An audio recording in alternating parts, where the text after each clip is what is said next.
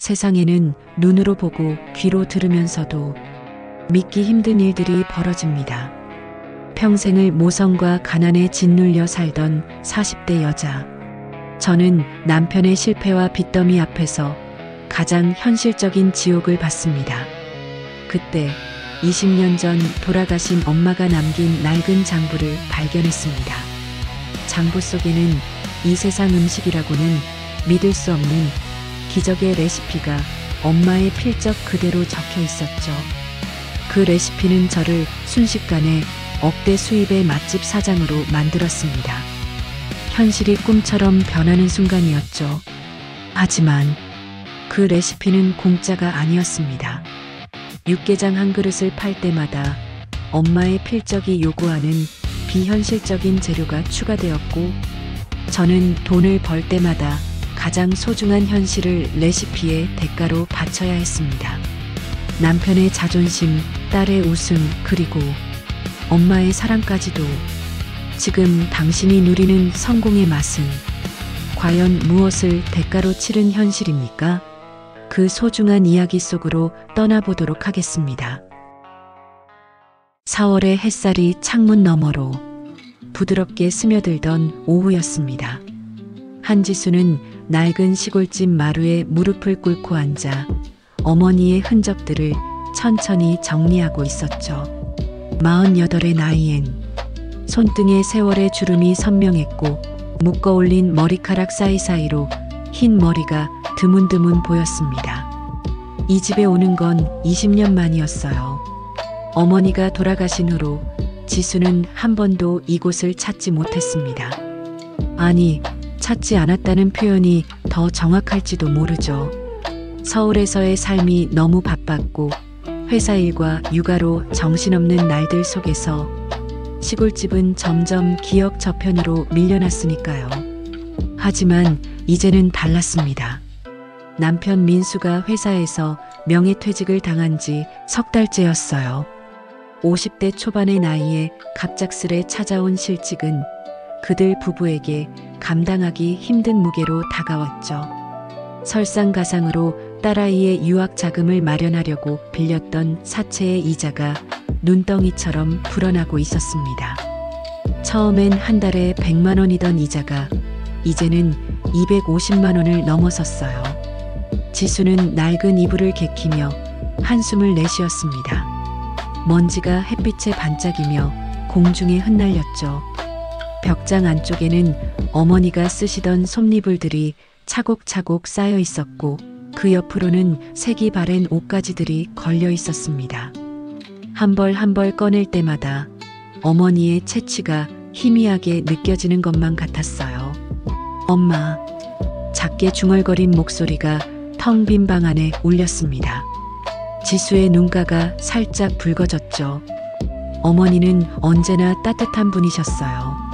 지수가 대학에 갈 때도, 결혼할 때도, 딸을 낳았을 때도 늘 곁에서 응원해 주셨죠. 하지만 지수는 바쁘다는 핑계로 어머니를 자주 찾아뵙지 못했습니다. 주말에도 회사 일이 있었고 딸아이 학원 스케줄을 챙기기에도 빠듯했으니까요. 그렇게 시간이 흘렀고 어머니는 홀로 이 시골집에서 지내셨어요. 전화는 가끔 드렸습니다.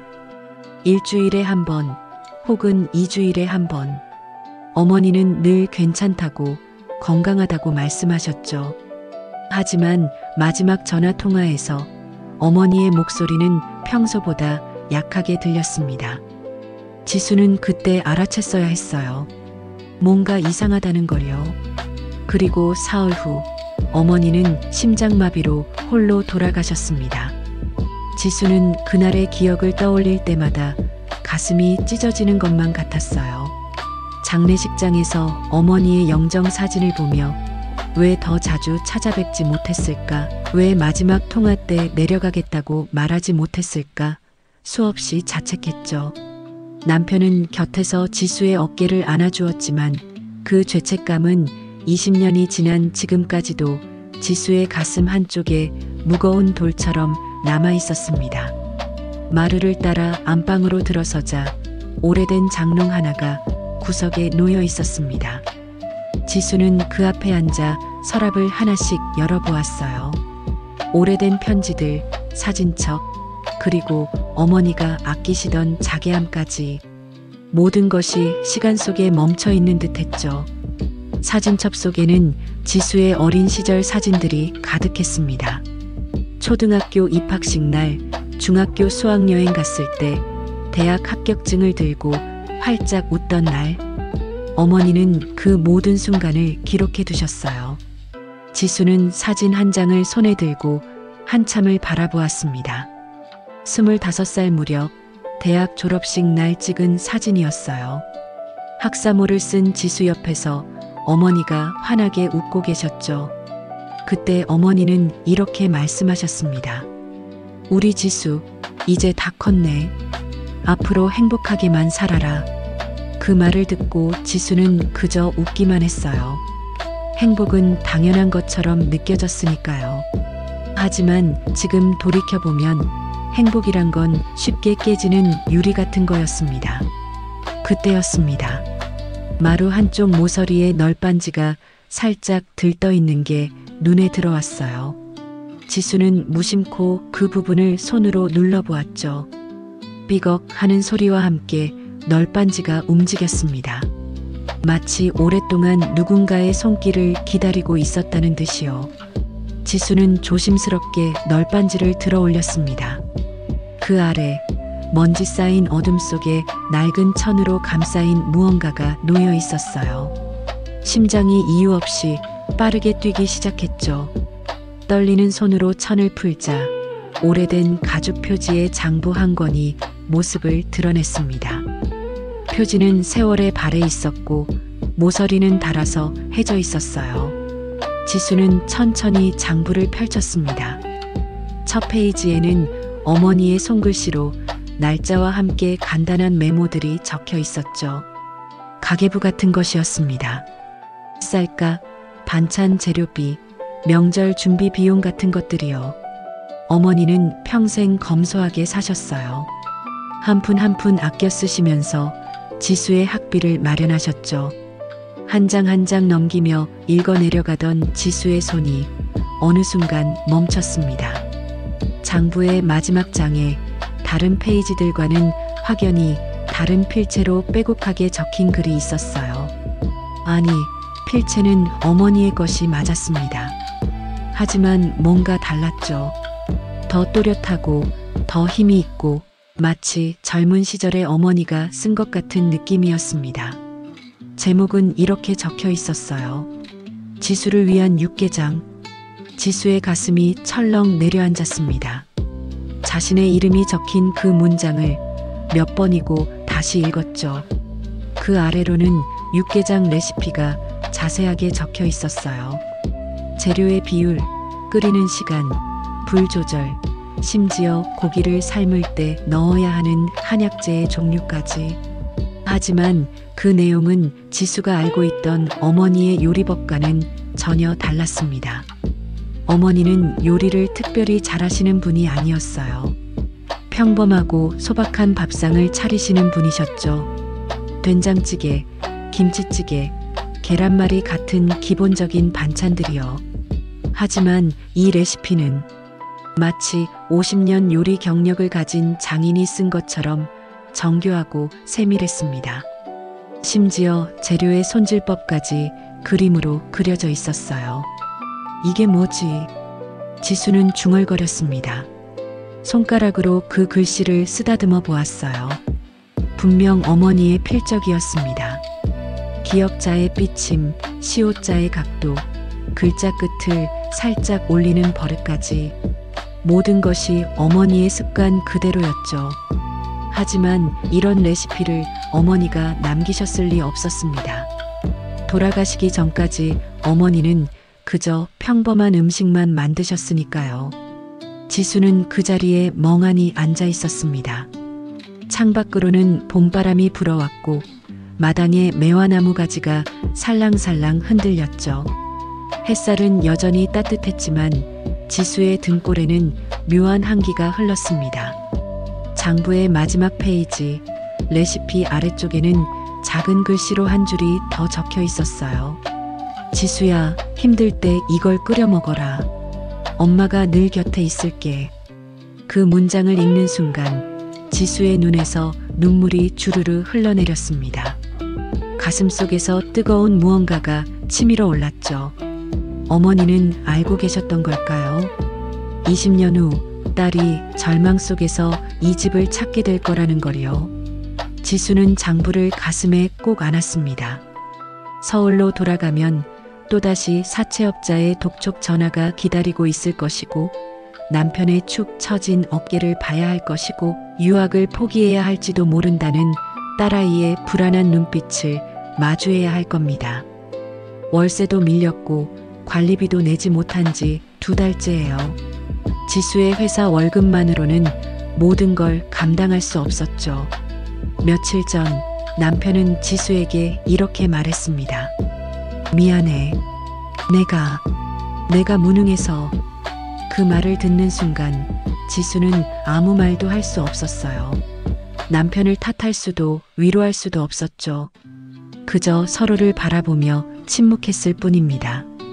25년을 함께 살아온 부부였지만 그 순간만큼은 서로가 너무 낯설게 느껴졌어요. 지수는 장부를 펼쳐든 채 창밖을 바라보았습니다. 석양이 지고 있었어요.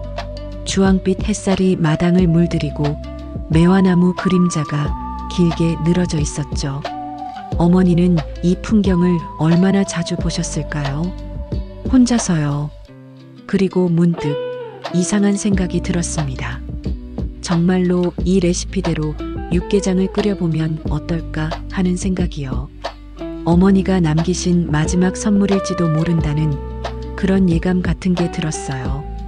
지수는 천천히 일어나 부엌으로 향했습니다. 낡은 가스레인지와 녹슨 냄비가 그대로 있었죠. 냉장고 안은 텅 비어 있었지만 다행히 마당 한쪽 창고에 몇 가지 밑반찬 재료들이 남아 있었습니다. 장부를 식탁 위에 펼쳐놓고 레시피를 한 줄 한 줄 따라 읽었어요. 그리고 마음속으로 결심했습니다. 내일 아침 시장에 가서 재료를 사고 이 레시피대로 육개장을 끓여보겠다고요. 밤이 깊어갔습니다. 지수는 어머니의 방에서 잠을 청했어요. 이불 속에 누워 천장을 바라보니 어린 시절의 기억들이 하나둘씩 떠올랐죠. 어머니와 함께 이 방에서 잠들던 날들, 어머니가 자장가를 불러주시던 목소리, 아침에 눈을 뜨면 어머니가 차려주신 따뜻한 밥상. 지수는 눈을 감았습니다. 그리고 작게 속삭였어요. 엄마, 이게 정말 엄마가 남긴 거라면 제발 저 좀 도와주세요. 창밖으로 달빛이 스며들었고 식탁 위에 놓인 장부는 그 빛을 받아 은은하게 빛났습니다. 마치 살아 숨쉬는 것처럼요. 이튿날 아침 지수는 시장에 갔습니다. 오랜만에 찾은 시골 장터는 예전 그대로였어요. 좁은 골목 사이로 펼쳐진 좌판들, 아주머니들의 구수한 사투리, 그리고 갓 잡아온 생선 냄새가 뒤섞인 공기까지 모든 게 어린 시절 어머니 손을 잡고 왔던 그때와 똑같았죠. 지수는 장부에 적힌 재료 목록을 하나씩 확인하며 장을 봤습니다. 소고기 사태 600g, 고사리 1단, 숙주 300g, 대파 3뿌리. 그리고 레시피에는 일반 시장에서 구하기 힘든 약재들도 적혀 있었어요. 당귀, 청궁, 황기 같은 것들이요. 다행히 시장 한쪽에 작은 한약방이 있었고 지수는 그곳에서 필요한 약재들을 구할 수 있었습니다. 한약방 주인 할머니는 지수를 빤히 쳐다보시더니 물으셨죠. 혹시 윤희 딸 아니가? 어머니의 이름을 듣는 순간 지수의 가슴이 뜨끔했습니다. 네, 맞아요. 아이고, 그래, 얼굴이 똑 닮았네. 엄마 돌아가신 지가 벌써 20년이나 됐구나. 그때 장례식에도 못 갔는데 미안하다. 할머니는 약재를 싸주시며 한참을 지수를 바라보셨어요. 그 눈빛에는 연민과 함께 뭔가 말하고 싶은 게 있는 듯한 망설임이 섞여 있었습니다. 지수는 재료를 들고 시골집으로 돌아왔습니다. 부엌에 서서 장부를 펼쳐놓고 레시피를 한 줄 한 줄 따라가며 육개장을 끓이기 시작했어요. 고기를 찬물에 넣고 끓이고 핏물을 빼내고 약재를 넣어 다시 삶았죠. 레시피에는 불의 세기까지 세세하게 적혀 있었습니다. 처음 30분은 센 불로, 그 다음 1시간은 약한 불로, 마지막 20분은 다시 중불로. 냄비 뚜껑을 열 때마다 김이 모락모락 피어올랐어요. 그런데 이상했습니다. 평범한 육개장 냄새가 아니었어요. 뭔가 더 깊고 더 진한, 마치 오래된 한옥의 대청마루 같은 은은한 향이 났죠. 지수는 국물을 한 숟가락 떠서 맛을 봤습니다. 그 순간 온몸에 전율이 흘렀어요. 이건 지수가 평생 먹어본 어떤 육개장과도 달랐습니다. 고기의 깊은 맛, 야채의 아삭한 식감, 그리고 국물이 목으로 넘어갈 때 느껴지는 따뜻함까지. 마치 누군가가 지수의 지친 몸과 마음을 어루만져주는 것 같았어요. 눈물이 핑 돌았습니다. 이게 정말. 지수는 믿을 수가 없었어요. 자신이 이런 맛을 낼 수 있다는 게요. 아니, 어머니가 이런 레시피를 남기셨다는 게요. 서울로 돌아가는 길, 지수는 육개장을 보온 용기에 담아 가져갔습니다. 집에 도착했을 때는 저녁 6시가 넘어 있었어요. 현관문을 열자 거실에는 남편이 소파에 앉아 멍하니 텔레비전을 보고 있었습니다. 명퇴 이후로 남편은 거의 매일 이런 모습이었죠. 씻지도 않고 밥도 제대로 먹지 않고 그저 하루 종일 집 안에만 있었어요. 다녀왔어. 남편은 고개를 돌려 지수를 봤지만 대답은 없었습니다. 그저 고개만 살짝 끄덕였을 뿐이죠. 지수는 가슴이 답답했지만 아무 말하지 않고 부엌으로 향했어요. 밥을 차리고 남편과 딸을 불렀습니다. 딸아이 수진이는 방에서 나와 식탁에 앉았지만 표정이 어두웠어요. 최근 들어 수진이는 말수가 부쩍 줄었습니다. 유학 이야기가 불투명해진 이후로요. 오늘 할머니 집에서 뭘 좀 가져왔어. 한번 먹어봐. 지수는 육개장을 그릇에 담아 가족들 앞에 놓았습니다. 김이 모락모락 피어오르는 육개장을 본 순간 수진이의 눈이 살짝 커졌어요. 이거 냄새 좋다. 수진이가 숟가락을 들어 국물을 한 입 떴습니다. 그리고 멈췄어요. 눈을 감았죠. 천천히 씻고 삼키고 다시 한 숟가락 더 뜨는 모습이 마치 무언가에 홀린 것 같았습니다. 엄마, 이거 진짜. 수진이는 말을 잇지 못했습니다. 그저 계속해서 육개장을 먹어댔어요. 옆에서 남편도 숟가락을 들었죠. 첫 숟가락을 뜨고 그도 멈췄습니다. 표정이 변했어요. 무표정하던 얼굴에 처음으로 감정이 스쳤습니다. 여보, 이게 뭐야? 지수는 대답 대신 조용히 미소 지었습니다. 가족들이 육개장을 먹는 모습을 보는 것만으로도 가슴 한쪽이 따뜻해졌어요. 20년 만에 처음으로 가족들의 얼굴에 행복한 표정이 떠올랐으니까요. 그날 밤 지수는 혼자 남은 육개장을 먹으며 생각했습니다. 이 맛이 정말 우연일까? 아니면 어머니가 정말로 뭔가 특별한 걸 남기신 걸까? 장부를 다시 펼쳐보니 육개장 레시피 옆에 작은 메모가 하나 더 있었어요. 이 맛이 사람들에게 닿으면 기적이 일어날 거야. 기적? 그 단어가 지수의 머릿속을 맴돌았습니다.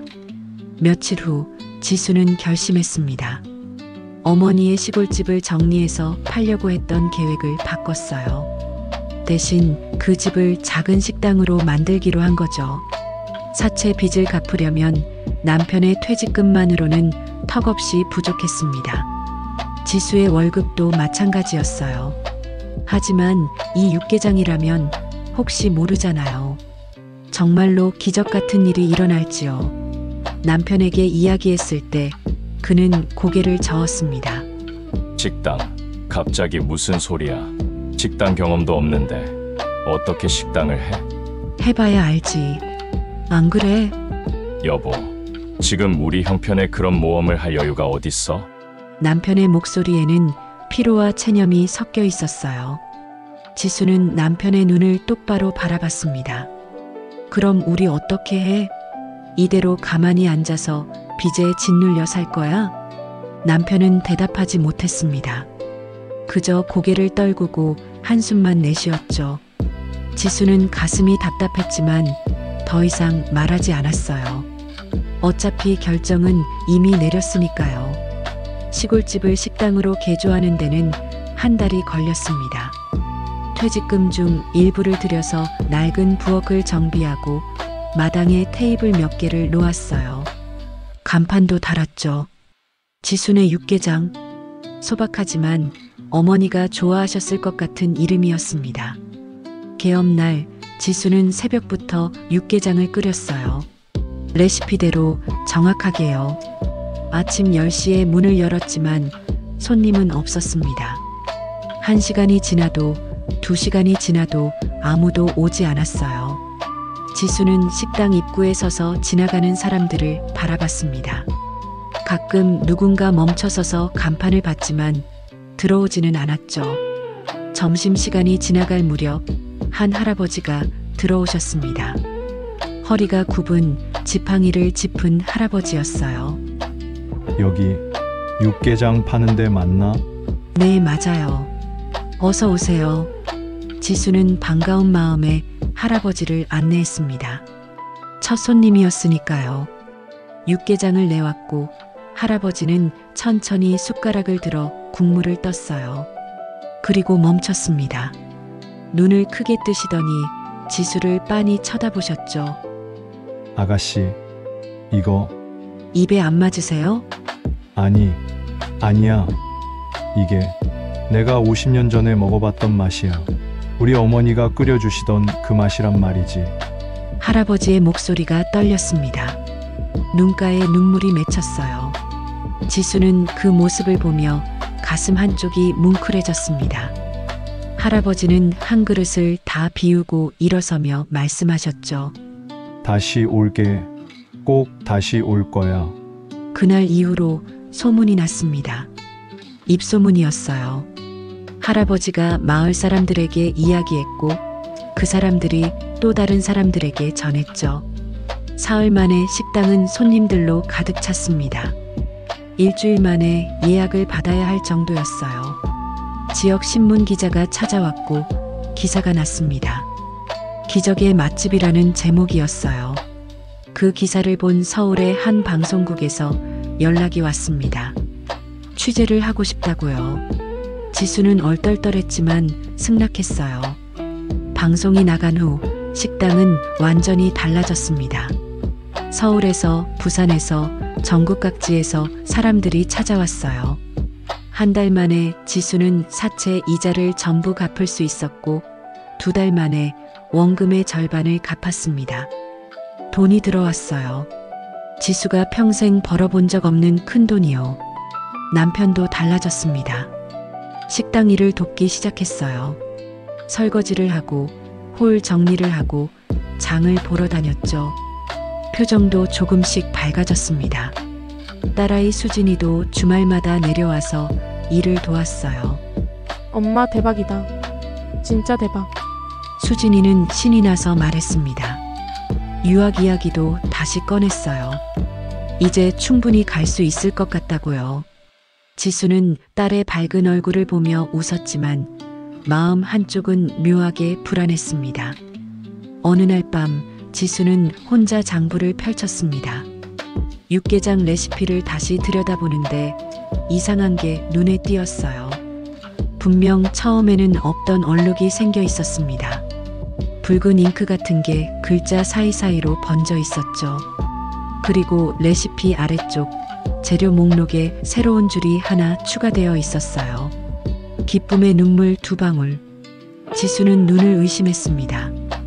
다시 보고 또 봤지만 그 문구는 분명히 거기 있었어요.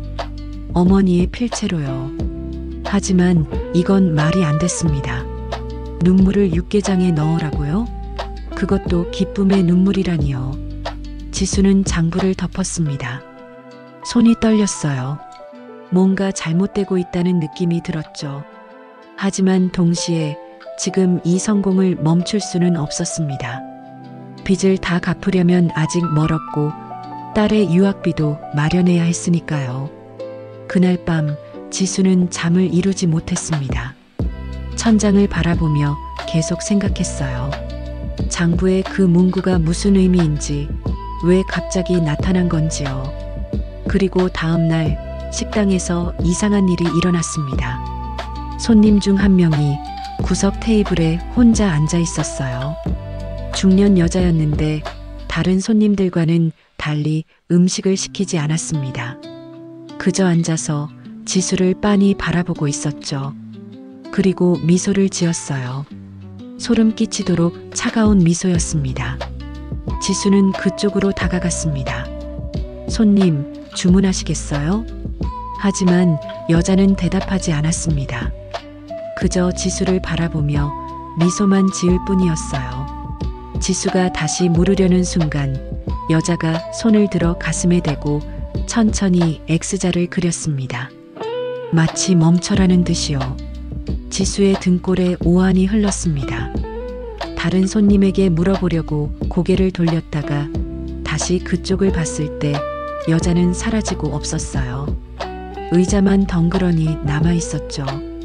그날 밤 지수는 장부를 다시 펼쳤습니다. 붉은 잉크 얼룩이 더 번져 있었어요. 그리고 레시피 옆에 새로운 문장이 하나 더 추가되어 있었습니다. 모든 것엔 대가가 있단다. 지수는 장부를 떨어뜨렸습니다. 가슴이 두근거렸어요. 이건 분명 뭔가 잘못된 거였습니다. 하지만 멈출 수 없었어요. 지금 멈추면 다시 빚에 짓눌려 살아야 했으니까요. 지수는 장부를 서랍 깊숙이 밀어넣고 눈을 감았습니다. 그리고 스스로에게 말했죠. 괜찮아. 그냥 착각일 거야. 하지만 마음속 깊은 곳에서는 알고 있었습니다. 이건 착각이 아니라는 걸요. 장부의 이상한 변화는 계속됐습니다. 지수는 매일 밤 장부를 확인했어요. 그럴 때마다 붉은 잉크 얼룩은 조금씩 더 번져 있었고 가끔은 새로운 문장이 추가되어 있었죠. 하지만 낮에는 식당 일에 치여서 그런 것들을 생각할 여유가 없었습니다. 손님들은 계속 몰려왔고 예약은 한 달치까지 꽉 차 있었으니까요. 그런데 이상하게도 지수는 점점 불안해졌어요. 돈은 벌리고 있었고 빚도 조금씩 갚아가고 있었지만 마음 한쪽이 텅 빈 것처럼 허전했습니다. 밤마다 꿈을 꿨어요. 어머니가 나타나서 뭔가 말씀하시려는 꿈이었죠. 하지만 어머니의 목소리는 들리지 않았고 입술만 움직일 뿐이었습니다. 지수는 꿈에서 깨어날 때마다 식은땀을 흘렸어요. 어느 날 오후 지수는 식당 문을 잠시 닫고 서울로 올라갔습니다. 대학로에 있는 필적 감정 사무소를 찾아가기 위해서였어요. 며칠 전 인터넷으로 검색해서 찾은 곳이었죠. 20년 경력의 전문가라고 했습니다. 지수는 이 모든 게 단순한 착각이길 바랐어요. 장부의 변화도 붉은 잉크도 모두 자신의 피곤한 정신이 만들어낸 환상이기려. 사무소는 오래된 건물 3층에 있었습니다. 복도를 따라 걸어가니 끝에 작은 유리문이 보였어요. 한석진 필적 감정 연구소라는 간판이 붙어 있었죠. 지수는 심호흡을 하고 문을 열었습니다. 안쪽에는 50대 중반쯤 보이는 남자가 책상 앞에 앉아 있었어요. 안경을 쓴 그는 확대경으로 무언가를 들여다보고 있었습니다. 지수가 들어서자 남자는 고개를 들었어요. 그리고 의자를 가리키며 말했습니다. 예약하신 분이시죠? 앉으세요. 지수는 가방에서 장부를 꺼냈습니다. 떨리는 손으로 책상 위에 올려놓았어요. 한석진은 장부를 집어들고 표지를 살펴봤습니다. 그리고 천천히 페이지를 넘기기 시작했죠. 지수는 그 모습을 지켜보며 입술을 깨물었습니다.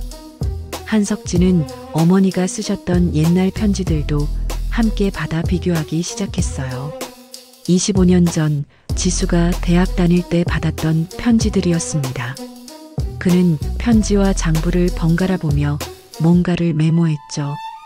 지수는 가만히 앉아 있었지만 가슴은 두근거렸습니다.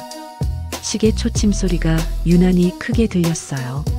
한석진은 일주일 정도 시간이 필요하다고 했습니다. 정밀 감정을 위해서라고요. 지수는 고개를 끄덕이고 사무소를 나왔어요. 일주일은 느리게 흘러갔습니다. 식당 일을 하면서도 지수의 머릿속은 계속 장부 생각뿐이었죠. 육개장을 끓일 때도, 손님을 응대할 때도, 설거지를 할 때도요. 일주일 후 한석진에게서 연락이 왔습니다. 결과가 나왔다고요. 지수는 다음 날 아침 일찍 서울로 올라갔습니다. 사무소에 들어서자 한석진은 책상 위에 여러 자료들을 펼쳐놓고 있었어요. 확대된 글씨 사진들, 그래프, 그리고 분석 보고서까지요. 한석진은 자료를 가리키며 설명하기 시작했습니다. 결론부터 말하자면 장부의 필적은 어머니의 것이 맞다고 했어요. 글자의 특징적인 삐침, 쓸 때의 각도, 받침을 쓸 때 미세하게 기울어지는 습관까지 모든 게 편지의 필적과 일치한다고요. 지수는 안도의 한숨을 내쉬었습니다. 그렇다면 다행이잖아요. 정말 어머니가 남기신 거니까요. 하지만 한석진의 다음 말에 지수는 얼어붙었습니다. 문제는 필압과 잉크의 흔적이라고 했어요. 장부의 마지막 페이지, 육개장 레시피가 적힌 부분의 필압이 이상하다고요. 어머니가 쓰신 다른 글들에 비해 훨씬 강하다는 겁니다. 마치 젊은 시절의 필압 같다고요. 사람의 필압은 나이가 들수록 약해지는데 이 레시피 부분은 오히려 힘이 넘친다는 거였어요. 더 충격적인 건 잉크였습니다. 한석진은 잉크의 산화 정도를 분석했다고 했어요. 그 결과 이 레시피는 20년 전에 쓰인 게 아니라 최근에 쓰인 것처럼 나타난다고요. 정확히는 6개월에서 1년 사이라고 했습니다. 지수는 의자를 꽉 붙잡았어요. 말도 안 됐습니다. 어머니는 20년 전에 돌아가셨는데요. 한석진은 안경을 벗고 지수를 똑바로 바라봤습니다. 그리고 조용히 말했어요. 20년간 수천 건의 필적을 감정했지만 이런 경우는 처음이라고요.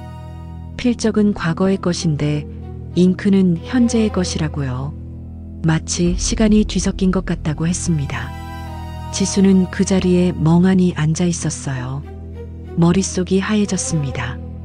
이게 대체 무슨 의미일까요? 어떻게 돌아가신 어머니의 글씨가 1년 전에 쓰인 것처럼 나타날 수 있을까요? 지수는 한석진에게 감사 인사도 제대로 하지 못하고 사무소를 나왔습니다. 거리를 걷는데 다리에 힘이 풀렸어요. 카페에 들어가 자리에 앉았습니다. 손은 계속 떨렸죠. 커피를 시켰지만 한 모금도 마시지 못했어요. 창밖을 바라보니 사람들이 바쁘게 오가고 있었습니다. 평범한 일상 속에서 지수만 혼자 다른 세계에 갇혀 있는 것 같았어요. 그때 카페 문이 열리며 누군가 들어왔습니다. 지수는 무심코 그쪽을 봤어요. 그리고 얼어붙었습니다. 그 여자였어요. 식당에서 봤던 구석자리에 앉아 차갑게 미소 짓던 그 여자가 지수 바로 앞 테이블에 앉았습니다. 그리고 지수를 빤히 쳐다봤죠. 지수는 숨이 막혔습니다. 도망치고 싶었지만 몸이 움직이지 않았어요. 여자는 천천히 손을 들어 다시 가슴에 X자를 그렸습니다. 그리고 입을 움직였어요. 소리는 나지 않았지만 입모양으로 알 수 있었습니다. 멈춰라고요. 지수는 가방을 움켜쥐고 자리에서 일어났습니다. 카페를 뛰쳐나왔죠. 뒤를 돌아봤지만 여자는 따라오지 않았어요. 지수는 가슴을 쓸어내리며 길거리에 멈춰 섰습니다. 숨을 고르려고 했지만 가슴은 계속 두근거렸어요. 그날 밤 시골집으로 돌아온 지수는 장부를 꺼냈습니다. 그리고 다시 마지막 페이지를 펼쳤어요. 심장이 멎는 것 같았습니다. 육개장 레시피 옆에 새로운 레시피가 나타나 있었거든요. 지수를 위한 김치찌개라는 제목이었어요. 이건 분명 어제까지는 없던 거였습니다. 지수는 확신했어요. 레시피는 육개장처럼 자세하게 적혀 있었고 재료 목록 맨 아래에는 이런 문구가 있었습니다. 위협받을 때 이걸 끓여라. 하지만 기억해라. 모든 것엔 대가가 따른다. 지수는 손으로 입을 막았습니다. 위협? 그 단어가 가슴에 박혔어요. 왜 하필 지금 이 단어가 나타난 걸까요? 지수는 장부를 덮고 침대에 누웠지만 잠이 오지 않았습니다. 천장을 바라보며 한참을 뒤척였죠. 며칠 후 정말로 위협이 찾아왔습니다. 식당 근처에 새로운 음식점이 생겼다는 소식을 들었어요. 이름은 강 사장네 육개장이었습니다. 주인은 인근 도시에서 10년 넘게 식당을 운영해온 사람이라고 했어요. 남편이 걱정스러운 얼굴로 그 이야기를 전했을 때 지수는 가슴이 철렁 내려앉았습니다. 강 사장네 식당은 가격을 지수네보다 훨씬 싸게 책정했어요. 그리고 공격적으로 홍보를 시작했죠. 전단지를 돌리고 현수막을 걸고 심지어 지역 신문에 광고까지 냈습니다. 일주일 만에 예약 건수가 반으로 줄었어요. 2주일이 지나자 손님이 눈에 띄게 줄었습니다. 지수는 초조해졌죠. 다시 빚에 쪼들릴 수도 있다는 공포가 밀려왔어요. 어느 날 저녁 식당 문을 닫으려는데 누군가 들어왔습니다. 50대 후반의 남자였어요. 인상이 날카로웠고 값비싼 양복을 입고 있었죠. 남자는 지수를 위아래로 훑어보더니 비웃듯 말했습니다. 자신이 건너편 강 사장이라고 인사차 들렀다고요. 강 사장은 식당 안을 둘러보며 말을 이었어요. 좋은 장사 하시던데 요즘 힘들죠? 라고요. 손님 많이 줄었다고 들었다고요. 지수는 긴장하며 대답했습니다. 그건 자기 일이라고요. 강 사장은 씩 웃었어요. 그리고 지수의 사채 빚 이야기를 꺼냈습니다. 지수의 얼굴이 굳었어요. 어떻게 자기 빚을 아냐고 물었죠. 강 사장은 이 동네에서 모르는 게 없다고 했습니다. 사채업자가 자기 고등학교 동창이라고요. 지수는 주먹을 꽉 쥐었습니다. 강 사장은 한 걸음 더 다가왔어요. 그리고 레시피를 팔라고 했습니다. 좋은 값에 쳐주겠다고요. 지수는 단호하게 거절했습니다. 안 판다고요. 강 사장의 얼굴이 차갑게 식었어요. 후회할 거라고, 자기가 한번 작정하면 끝장을 본다고 말하고는 돌아서서 나갔습니다. 문이 닫히는 소리가 식당 안에 울렸죠. 지수는 그 자리에 주저앉았습니다. 손이 떨렸어요. 그날 밤 지수는 다시 장부를 폈습니다. 김치찌개 레시피를 내려다봤어요. 재료 목록을 하나씩 읽었죠. 그리고 마지막 줄에 눈이 멈췄습니다. 남편의 마지막 자존심이라고 적혀 있었어요. 지수는 숨이 멎었습니다. 이게 무슨 뜻일까요? 남편의 자존심을 넣으라고요. 말도 안 되는 소리였어요. 하지만 육개장 레시피도 말이 안 됐지만 효과는 있었습니다. 지수는 장부를 덮었습니다. 하지만 머릿속은 복잡했어요. 강 사장의 위협, 줄어드는 손님, 그리고 다시 쌓여가는 빚. 모든 게 지수를 압박했습니다. 며칠 동안 지수는 고민했어요. 김치찌개를 끓일까 말까? 레시피대로 하면 강 사장을 이길 수 있을까? 하지만 그 그 대가는 뭘까? 남편의 자존심이라니 그게 대체 뭘 의미하는 걸까요? 어느 날 밤 남편이 거실 소파에 앉아 있었습니다. 멍하니 텔레비전을 보고 있었죠. 명퇴 이후로 남편은 점점 무기력해졌어요.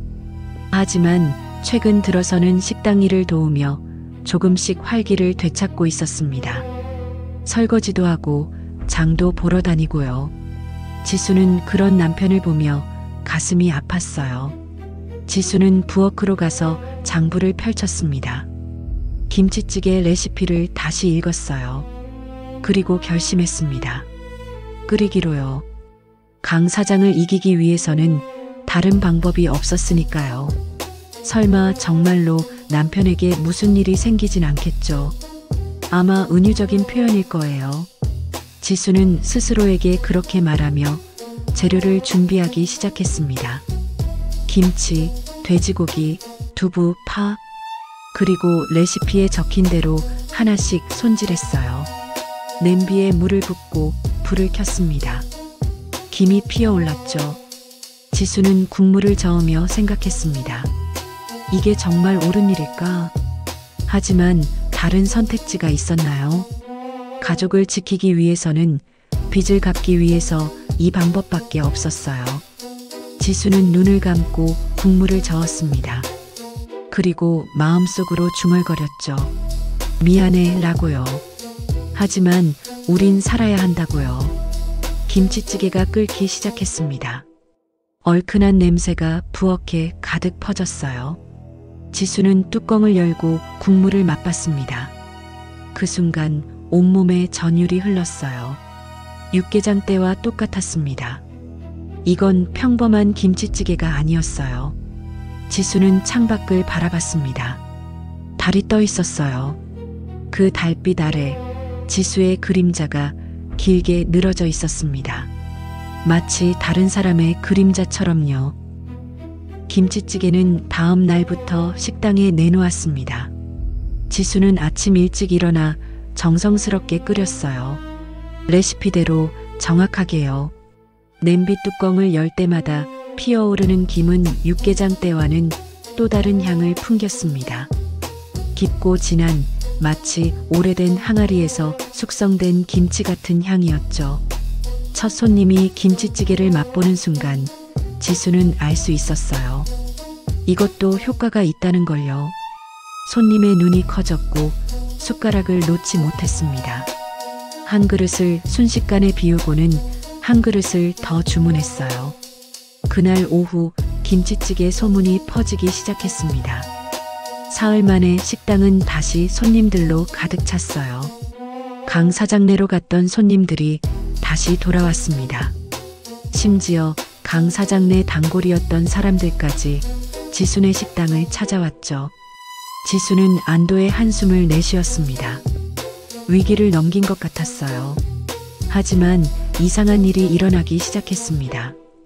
김치찌개를 처음 내놓은 지 일주일쯤 지났을 때였어요. 남편이 부엌에서 설거지를 하고 있었는데 갑자기 그릇을 떨어뜨렸습니다. 깨지는 소리에 지수가 달려갔죠. 괜찮아? 남편은 멍하니 자신의 손을 바라보고 있었어요. 그리고 고개를 저었습니다. 아니, 그냥 힘이 없는 것 같아서. 지수는 걱정스러운 얼굴로 남편을 봤습니다. 피곤한 거겠죠. 요즘 식당 일이 많았으니까요. 남편은 그날 일찍 쉬겠다며 집으로 돌아갔어요. 지수는 혼자 설거지를 마저 했습니다. 다음 날 남편의 표정이 어두웠어요.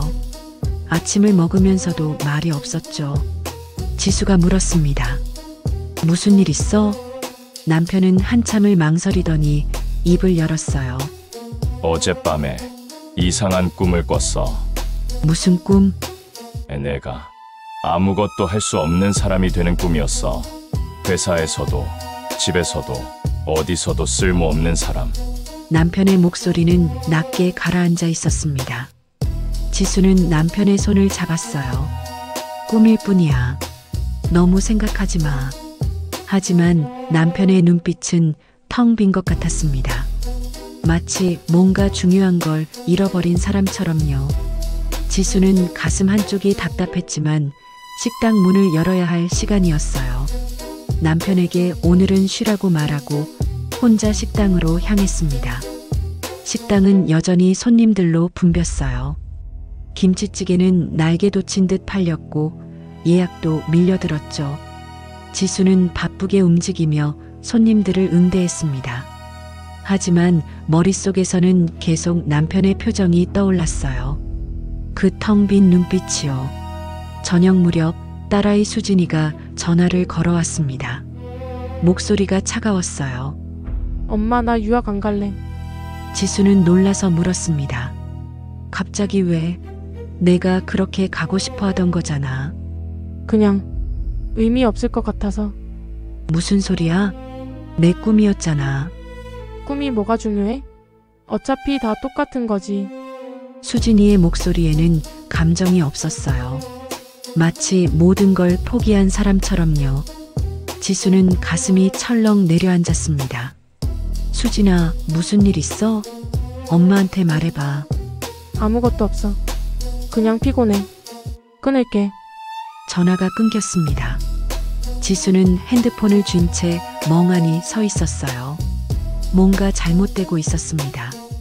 남편도 딸아이도 모두 이상해지고 있었죠. 하지만 지수는 그 이유를 알 수 없었어요. 그날 밤 집으로 돌아온 지수는 거실에서 남편을 발견했습니다. 남편은 소파에 앉아 멍하니 창밖을 바라보고 있었어요. 텔레비전도 켜지 않은 채요. 지수는 옆에 앉아 남편의 손을 잡았습니다. 여보, 괜찮아? 남편은 고개를 돌려 지수를 봤어요. 그리고 작게 웃었습니다. 하지만 그 웃음은 차갑고 공허했어요. 괜찮지. 뭐가 괜찮지 않겠어. 요즘 이상해. 무슨 일 있는 거야? 이상한 건 내가 아니라 나야. 난 아무것도 못하는 사람이거든. 남편의 목소리에는 자조가 섞여 있었습니다. 지수는 가슴이 답답했어요. 그런 소리 하지 마. 넌 충분히 잘하고 있어. 충분히? 난 회사에서 잘렸고 빚도 못 갚고 결국 내가 다 해결하잖아. 난 그저 옆에서 설거지나 하는 사람이야. 남편은 손을 빼며 일어섰습니다. 그리고 방으로 들어가 문을 닫았어요. 지수는 거실에 혼자 남았습니다. 눈물이 핑 돌았지만 참았어요. 울 시간도 슬퍼할 여유도 없었으니까요. 며칠 후 강 사장이 다시 찾아왔습니다. 이번에는 표정이 달랐어요. 패배를 인정한 듯한 얼굴이었죠. 식당 구석자리에 앉아 김치찌개를 주문했습니다. 지수는 조심스럽게 음식을 내왔어요. 강 사장은 한 숟가락 떠서 맛을 봤습니다. 그리고 멈췄어요. 표정이 굳어지더니 숟가락을 내려놓았죠. 이게 대체 뭐요? 지수는 대답하지 않았습니다. 강 사장은 지수를 빤히 쳐다봤어요. 이건 단순한 요리가 아니야. 뭔가 다른 게 들어있어. 그냥 김치찌개예요. 거짓말 마세요. 난 15년 넘게 식당을 해왔어. 이런 맛은 처음이야. 이건 사람이 만들 수 있는 맛이 아니라고. 강 사장의 목소리는 떨리고 있었습니다. 지수는 침묵했어요. 강 사장은 자리에서 일어나며 말했습니다. 당신 위험한 거 하고 있는 거 아니야? 조심하는 게 좋을 거요. 그는 돈을 테이블에 놓고 식당을 나갔습니다. 지수는 그 자리에 멍하니 서 있었어요. 위험한 거라니 무슨 의미일까요? 하지만 지수는 이미 알고 있었습니다. 자신이 뭔가 잘못된 길을 걷고 있다는 걸요. 그날 밤 지수는 장부를 펼쳤습니다. 김치찌개 레시피 옆에 새로운 문장이 추가되어 있었어요. 내가 원한 건 성공이었지. 하지만 그 대가로 내가 잃은 건 가장 소중한 사람들의 마음이야. 지수는 손으로 입을 막았습니다. 숨이 막혔어요. 남편의 무기력함, 딸아이의 냉담함, 모든 게 이것 때문이었던 걸까요? 김치찌개의 대가가 가족의 행복이었던 걸까요? 지수는 장부를 덮고 방바닥에 주저앉았습니다. 눈물이 흘러내렸어요. 자신이 얼마나 어리석었는지 깨달았습니다. 돈을 벌기 위해, 성공하기 위해 가장 소중한 것들을 잃고 있었던 거예요. 다음 날 지수는 딸아이를 만나러 서울로 올라갔습니다. 수진이는 자취방에 혼자 있었어요. 방 안은 어두웠고 커튼이 쳐져 있었죠. 수진이는 침대에 누워 천장을 바라보고 있었습니다. 수진아. 지수가 불렀지만 수진이는 고개도 돌리지 않았어요. 왜 왔어? 내가 걱정돼서. 요즘 이상하잖아. 이상한 건 엄마지 나 아니야. 수진이의 목소리는 차가웠습니다. 지수는 침대 옆에 앉아 딸의 손을 잡으려 했어요. 하지만 수진이는 손을 빼버렸습니다. 엄마 나 혼자 있고 싶어. 가줘. 수진아, 제발 엄마한테 말해봐. 무슨 일이? 아무 일도 없어 그냥. 모든 게 무의미해. 유학도 꿈도 다 필요 없어. 수진이는 이불을 머리까지 덮어버렸습니다. 지수는 딸을 더 이상 설득할 수 없었어요. 방을 나와 복도에 섰을 때 지수는 무너져 내렸습니다. 벽에 기대 앉아 소리 없이 울었죠. 자신이 원했던 건 가족의 행복이었어요. 빚을 갚고 딸을 유학 보내고 남편에게 다시 자신감을 찾아주고 싶었습니다. 하지만 결과는 정반대였어요. 돈은 벌었지만 가족은 점점 무너져가고 있었습니다. 그날 밤 시골집으로 돌아온 지수는 식당 안에 혼자 앉아 있었습니다. 달빛이 창문을 통해 들어왔고 텅 빈 식당은 고요했어요. 지수는 육개장 한 그릇을 끓여 먹었습니다. 어머니의 레시피대로요. 국물을 한 숟가락 뜨는데 눈물이 뚝 떨어졌습니다. 따뜻한 국물이 목을 타고 넘어갔지만 가슴은 차가웠어요. 지수는 그릇을 내려놓고 고개를 숙였습니다. 엄마, 제가 잘못했어요. 작게 중얼거린 목소리가 식당 안에 울렸습니다. 그때였어요. 구석자리에 그 여자가 앉아 있었습니다. 식당에서 봤던, 카페에서 봤던 그 차갑게 미소 짓던 여자가요. 하지만 이번에는 미소 짓지 않았어요. 그저 슬픈 눈으로 지수를 바라보고 있었습니다. 지수는 놀라 자리에서 일어났습니다. 누구세요? 여자는 대답하지 않았어요. 대신 천천히 일어나 지수에게 다가왔습니다. 그리고 지수의 어깨에 손을 얹었죠. 순간 지수는 온몸에 전율을 느꼈습니다. 여자의 손은 차갑고 무거웠어요. 여자는 입을 열었습니다. 목소리는 낮고 부드러웠어요. 이제 멈춰야 해. 그 목소리는 어머니의 목소리였습니다. 지수는 눈을 크게 떴어요. 믿을 수 없었습니다. 여자의 얼굴이 조금씩 변하기 시작했어요. 윤곽이 흐려지고 그 속에서 어머니의 모습이 어렴풋이 떠올랐습니다. 엄마. 지수야, 미안해. 엄마가 너한테 너무 무거운 걸 남긴 것 같구나. 어머니의 목소리가 식당 안에 울렸습니다. 지수는 그 자리에 주저앉았어요. 손이 떨렸죠. 이게 대체 뭐예요? 엄마의 꿈이었어. 내가 행복하길 바라는 꿈. 하지만 이건 꿈이 아니었어. 대가를 요구하는 주술이었던 거야. 어머니의 형상은 점점 흐려졌습니다. 지수는 손을 뻗었지만 잡을 수 없었어요. 엄마, 가지 마세요. 제발. 지수야, 멈춰. 더 이상 레시피를 쓰지 마. 내가 잃을 게 더 많아. 어머니의 목소리가 작아지며 여자의 형상이 완전히 사라졌습니다. 지수는 텅 빈 식당에 혼자 남았어요. 달빛만이 차갑게 식당을 비추고 있었죠. 지수는 바닥에 앉아 한참을 울었습니다. 모든 게 자신의 욕심 때문이었어요. 성공하고 싶었고, 빚을 갚고 싶었고, 가족에게 좋은 것들을 주고 싶었습니다. 하지만 그 과정에서 가장 소중한 것들을 잃고 있었던 거예요. 지수는 장부를 꺼내 마지막 페이지를 펼쳤습니다. 거기에는 새로운 레시피가 하나 더 추가되어 있었어요. 지수를 위한 만두라는 제목이었습니다. 그 아래 재료 목록을 보는 순간 지수는 숨이 멎었습니다. 가장 사랑하는 이의 꿈. 지수는 장부를 떨어뜨렸습니다. 이건 안 돼요. 더 이상은 안 됩니다. 하지만 마음 한쪽에서는 속삭이고 있었어요. 마지막 한 번만 더 하면 모든 게 해결될 거라고요. 지수는 고개를 저었습니다. 아니에요. 더 이상은 안 됩니다. 하지만 손은 저절로 장부를 집어들었어요. 그리고 만두 레시피를 읽기 시작했습니다. 창밖으로 달이 구름에 가려지며 식당 안은 어둠에 잠겼습니다. 지수는 그 어둠 속에서 장부를 꽉 쥐고 앉아 있었어요. 가슴 속에서는 두 개의 목소리가 싸우고 있었습니다. 멈춰라 는 목소리와 계속해라 는 목소리가요. 며칠 후 강 사장이 다시 나타났습니다. 이번에는 혼자가 아니었어요. 2명의 남자를 데리고 왔죠.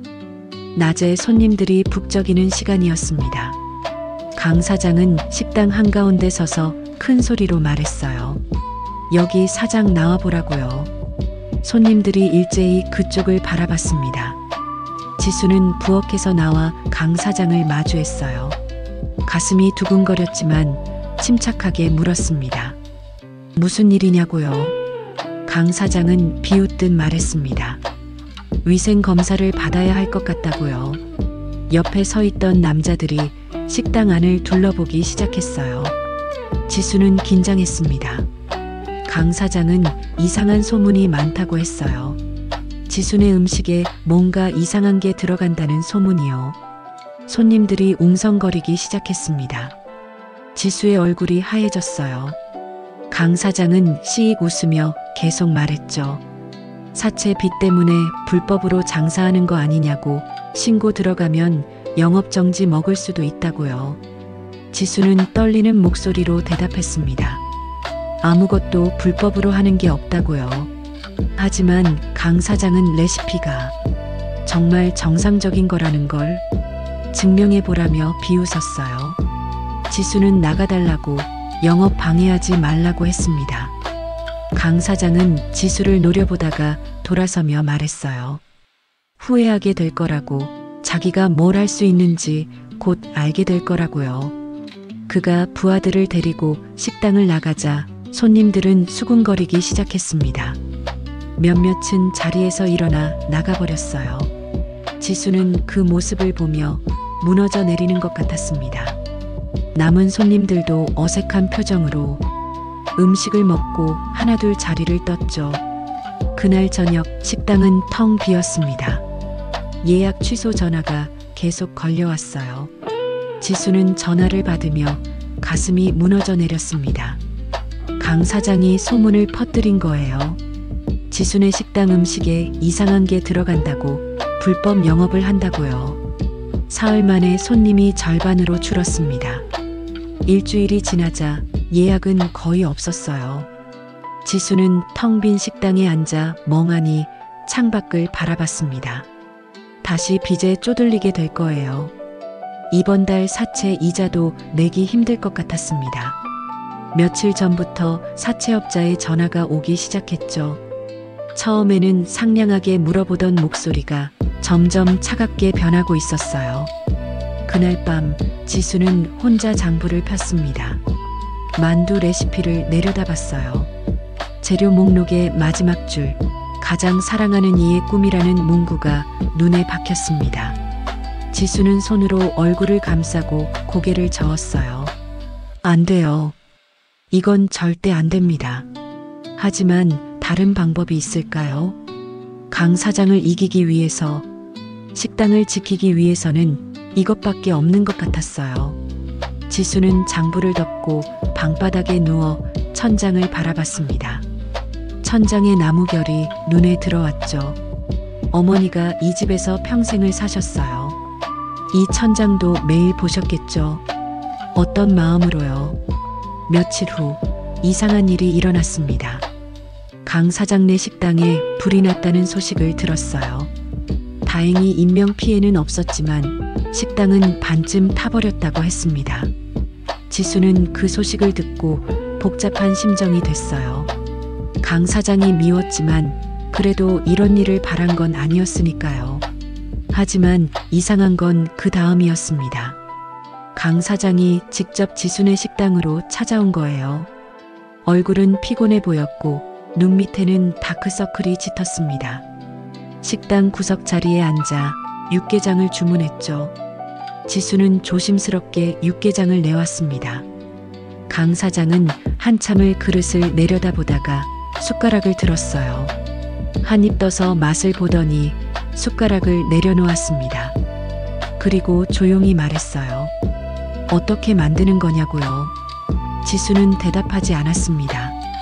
강 사장은 지수를 똑바로 쳐다보며 고백했어요. 며칠 전에 지수네 식당에 몰래 들어가서 부엌을 뒤졌다고, 장부 같은 거 찾아서 복사했다고요. 지수의 가슴이 철렁 내려앉았습니다. 강 사장은 계속 말했어요. 똑같이 만들어 봤다고, 재료도 순서도 불 조절도 전부 똑같이 했다고요. 그런데 끔찍한 맛이 나왔다고 했습니다. 그리고 환영이 보였다고요. 나이 든 여자가 나타났다고 했어요. 자신을 빤히 쳐다보면서 소름 끼치게 웃더라고요.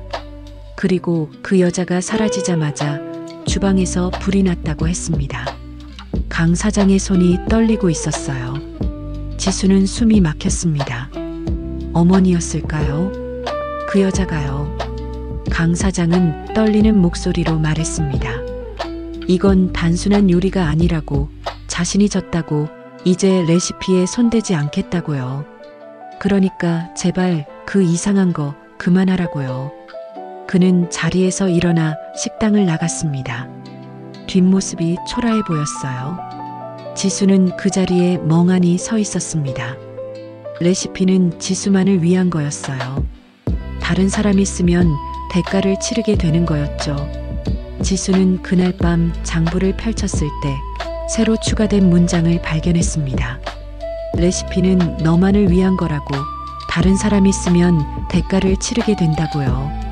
하지만 그게 위안이 될까요? 지수도 이미 큰 대가를 치르고 있는데요. 남편은 점점 더 무기력해졌고 딸아이는 모든 걸 포기한 것처럼 보였습니다. 지수는 혼자 텅 빈 식당에 앉아 울었어요. 소리 내지 않고 조용히요. 며칠 후 구석 테이블에 그 여자가 다시 나타났습니다. 이번에는 손님들이 없는 저녁 시간이었어요. 지수는 여자 앞에 앉았습니다. 더 이상 두렵지 않았어요. 오히려 이 여자가 유일한 대화 상대처럼 느껴졌죠. 여자는 손으로 X자를 그렸습니다. 멈춰 라는 의미였어요. 지수는 물었습니다. 왜 계속 자신에게 나타나냐고요. 여자는 입을 열었습니다. 어머니의 목소리였어요. 이제 그만해야 한다고, 더 깊이 들어가기 전에요. 지수는 되물었습니다. 어떻게 그만두냐고, 이미 너무 많이 왔는데요. 여자는 말했어요. 아직은 늦지 않다고, 남편도 딸도 아직 되돌릴 수 있다고요. 하지만 만두 레시피를 쓰면 돌이킬 수 없게 된다고 했습니다. 가장 사랑하는 사람들의 꿈을 영원히 잃게 되는 거라고요. 지수는 손으로 입을 막았습니다. 영원히 라는 단어가 가슴에 박혔어요. 그럼 자신이 어떻게 해야 하냐고 물었습니다. 여자는 말했어요. 멈추라고, 지금 당장 멈추라고, 장부를 버리라고요. 그리고 평범하게 살라고요. 지수의 목소리가 높아졌습니다. 평범하게요? 빚에 쪼들리면서요? 다시 바닥으로 떨어지면서요? 여자는 슬픈 눈으로 지수를 바라봤어요. 돈보다 중요한 게 있다고, 지수가 그걸 잊고 있다고 했습니다. 지수는 고개를 숙였습니다.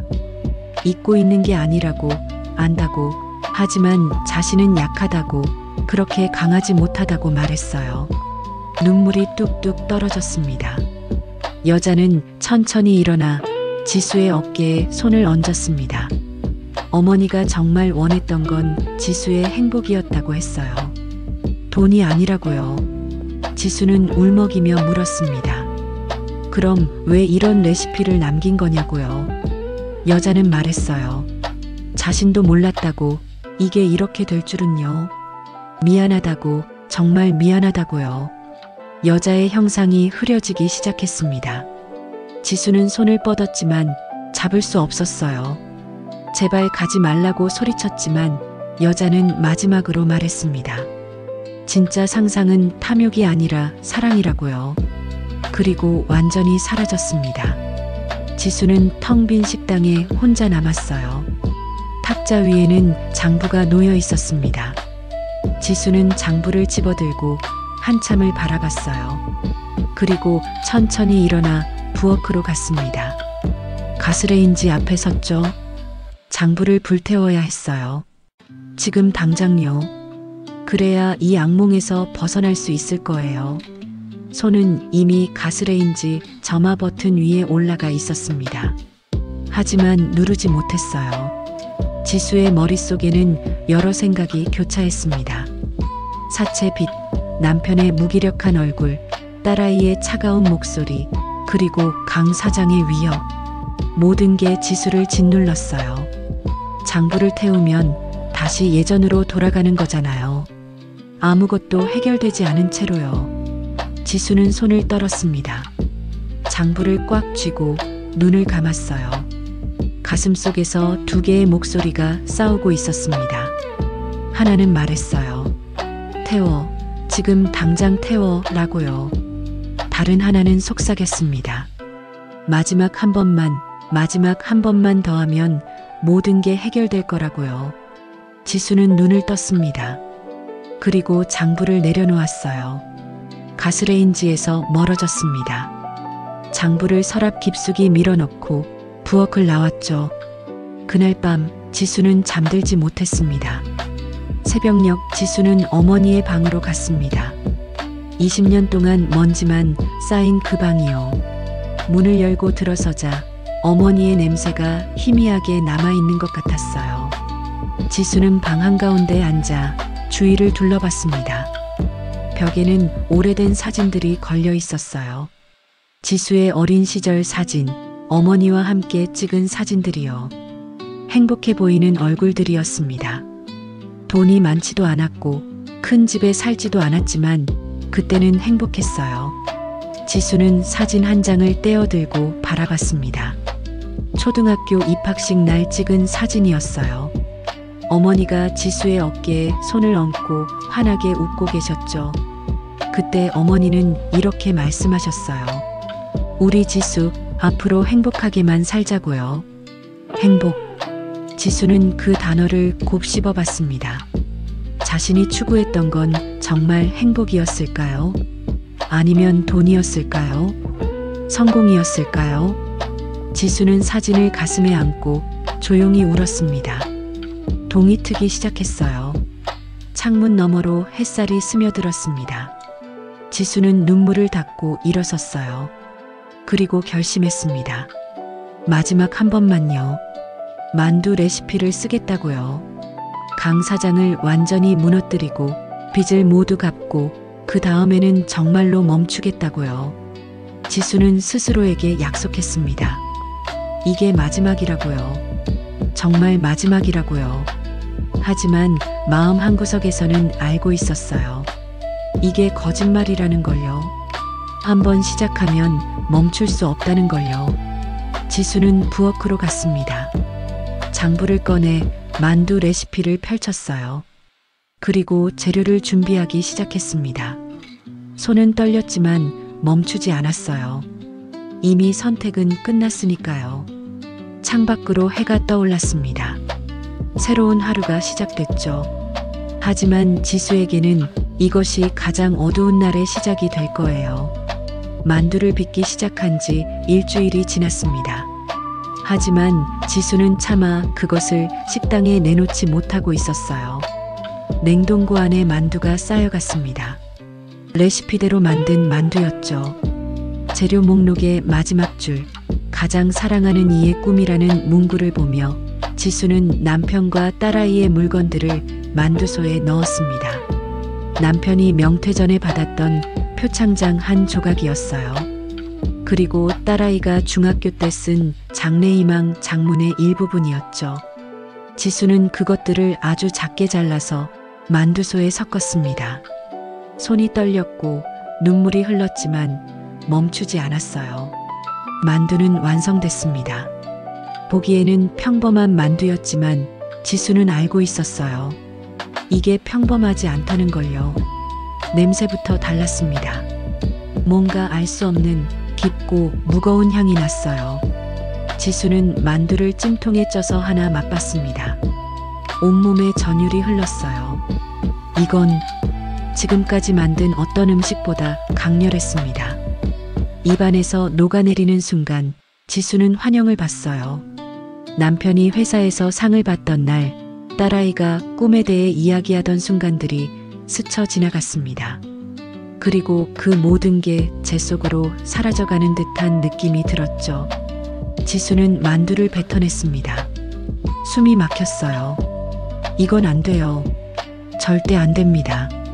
하지만 이미 만들어진 만두들은 냉동고에 가득했고 지수는 그것들을 바라보며 매일 밤 고민했습니다.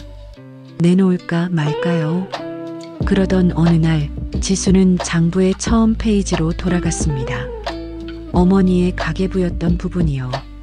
한 줄 한 줄 읽어 내려가다가 지수는 멈췄어요. 가계부 사이사이에 작은 글씨로 적힌 메모들이 있었습니다. 지금까지는 대수롭지 않게 넘겼던 메모들이요. 지수가 좋아하는 계란말이를 해줬다. 아이가 환하게 웃었다. 지수와 함께 시장에 갔다. 손을 꼭 잡고 걸었다. 지수가 시험에서 100점을 받았다. 저녁에 미역국을 끓여줬다. 어머니의 메모는 전부 지수에 관한 것이었어요. 돈이 얼마 들었는지, 무엇을 샀는지보다 지수와 함께한 순간들을 적어 놓으신 거였죠.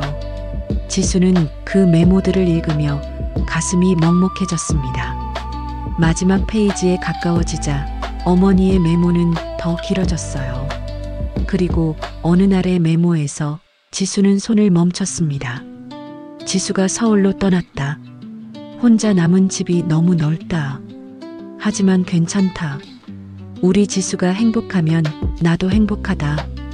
그 아래로는 이런 문장이 이어졌습니다. 지수에게 뭘 해줄 수 있을까? 돈도 없고 힘도 없는 엄마지만 뭐라도 남기고 싶다. 지수가 힘들 때 의지할 수 있는 뭔가를. 지수의 눈에서 눈물이 주르르 흘러내렸습니다. 어머니는 그런 마음으로 레시피를 남기신 거였어요. 돈을 벌라고, 성공하라고가 아니라 힘들 때 위로받으라고요. 하지만 지수는 그걸 왜곡했습니다. 탐욕의 도구로 만들어버렸죠. 지수는 장부를 덮고 어머니의 방으로 갔습니다. 방 한쪽 구석에 오래된 나무 상자가 있었어요. 지수는 그 상자를 열었습니다. 안에는 어머니의 옛날 물건들이 들어 있었죠.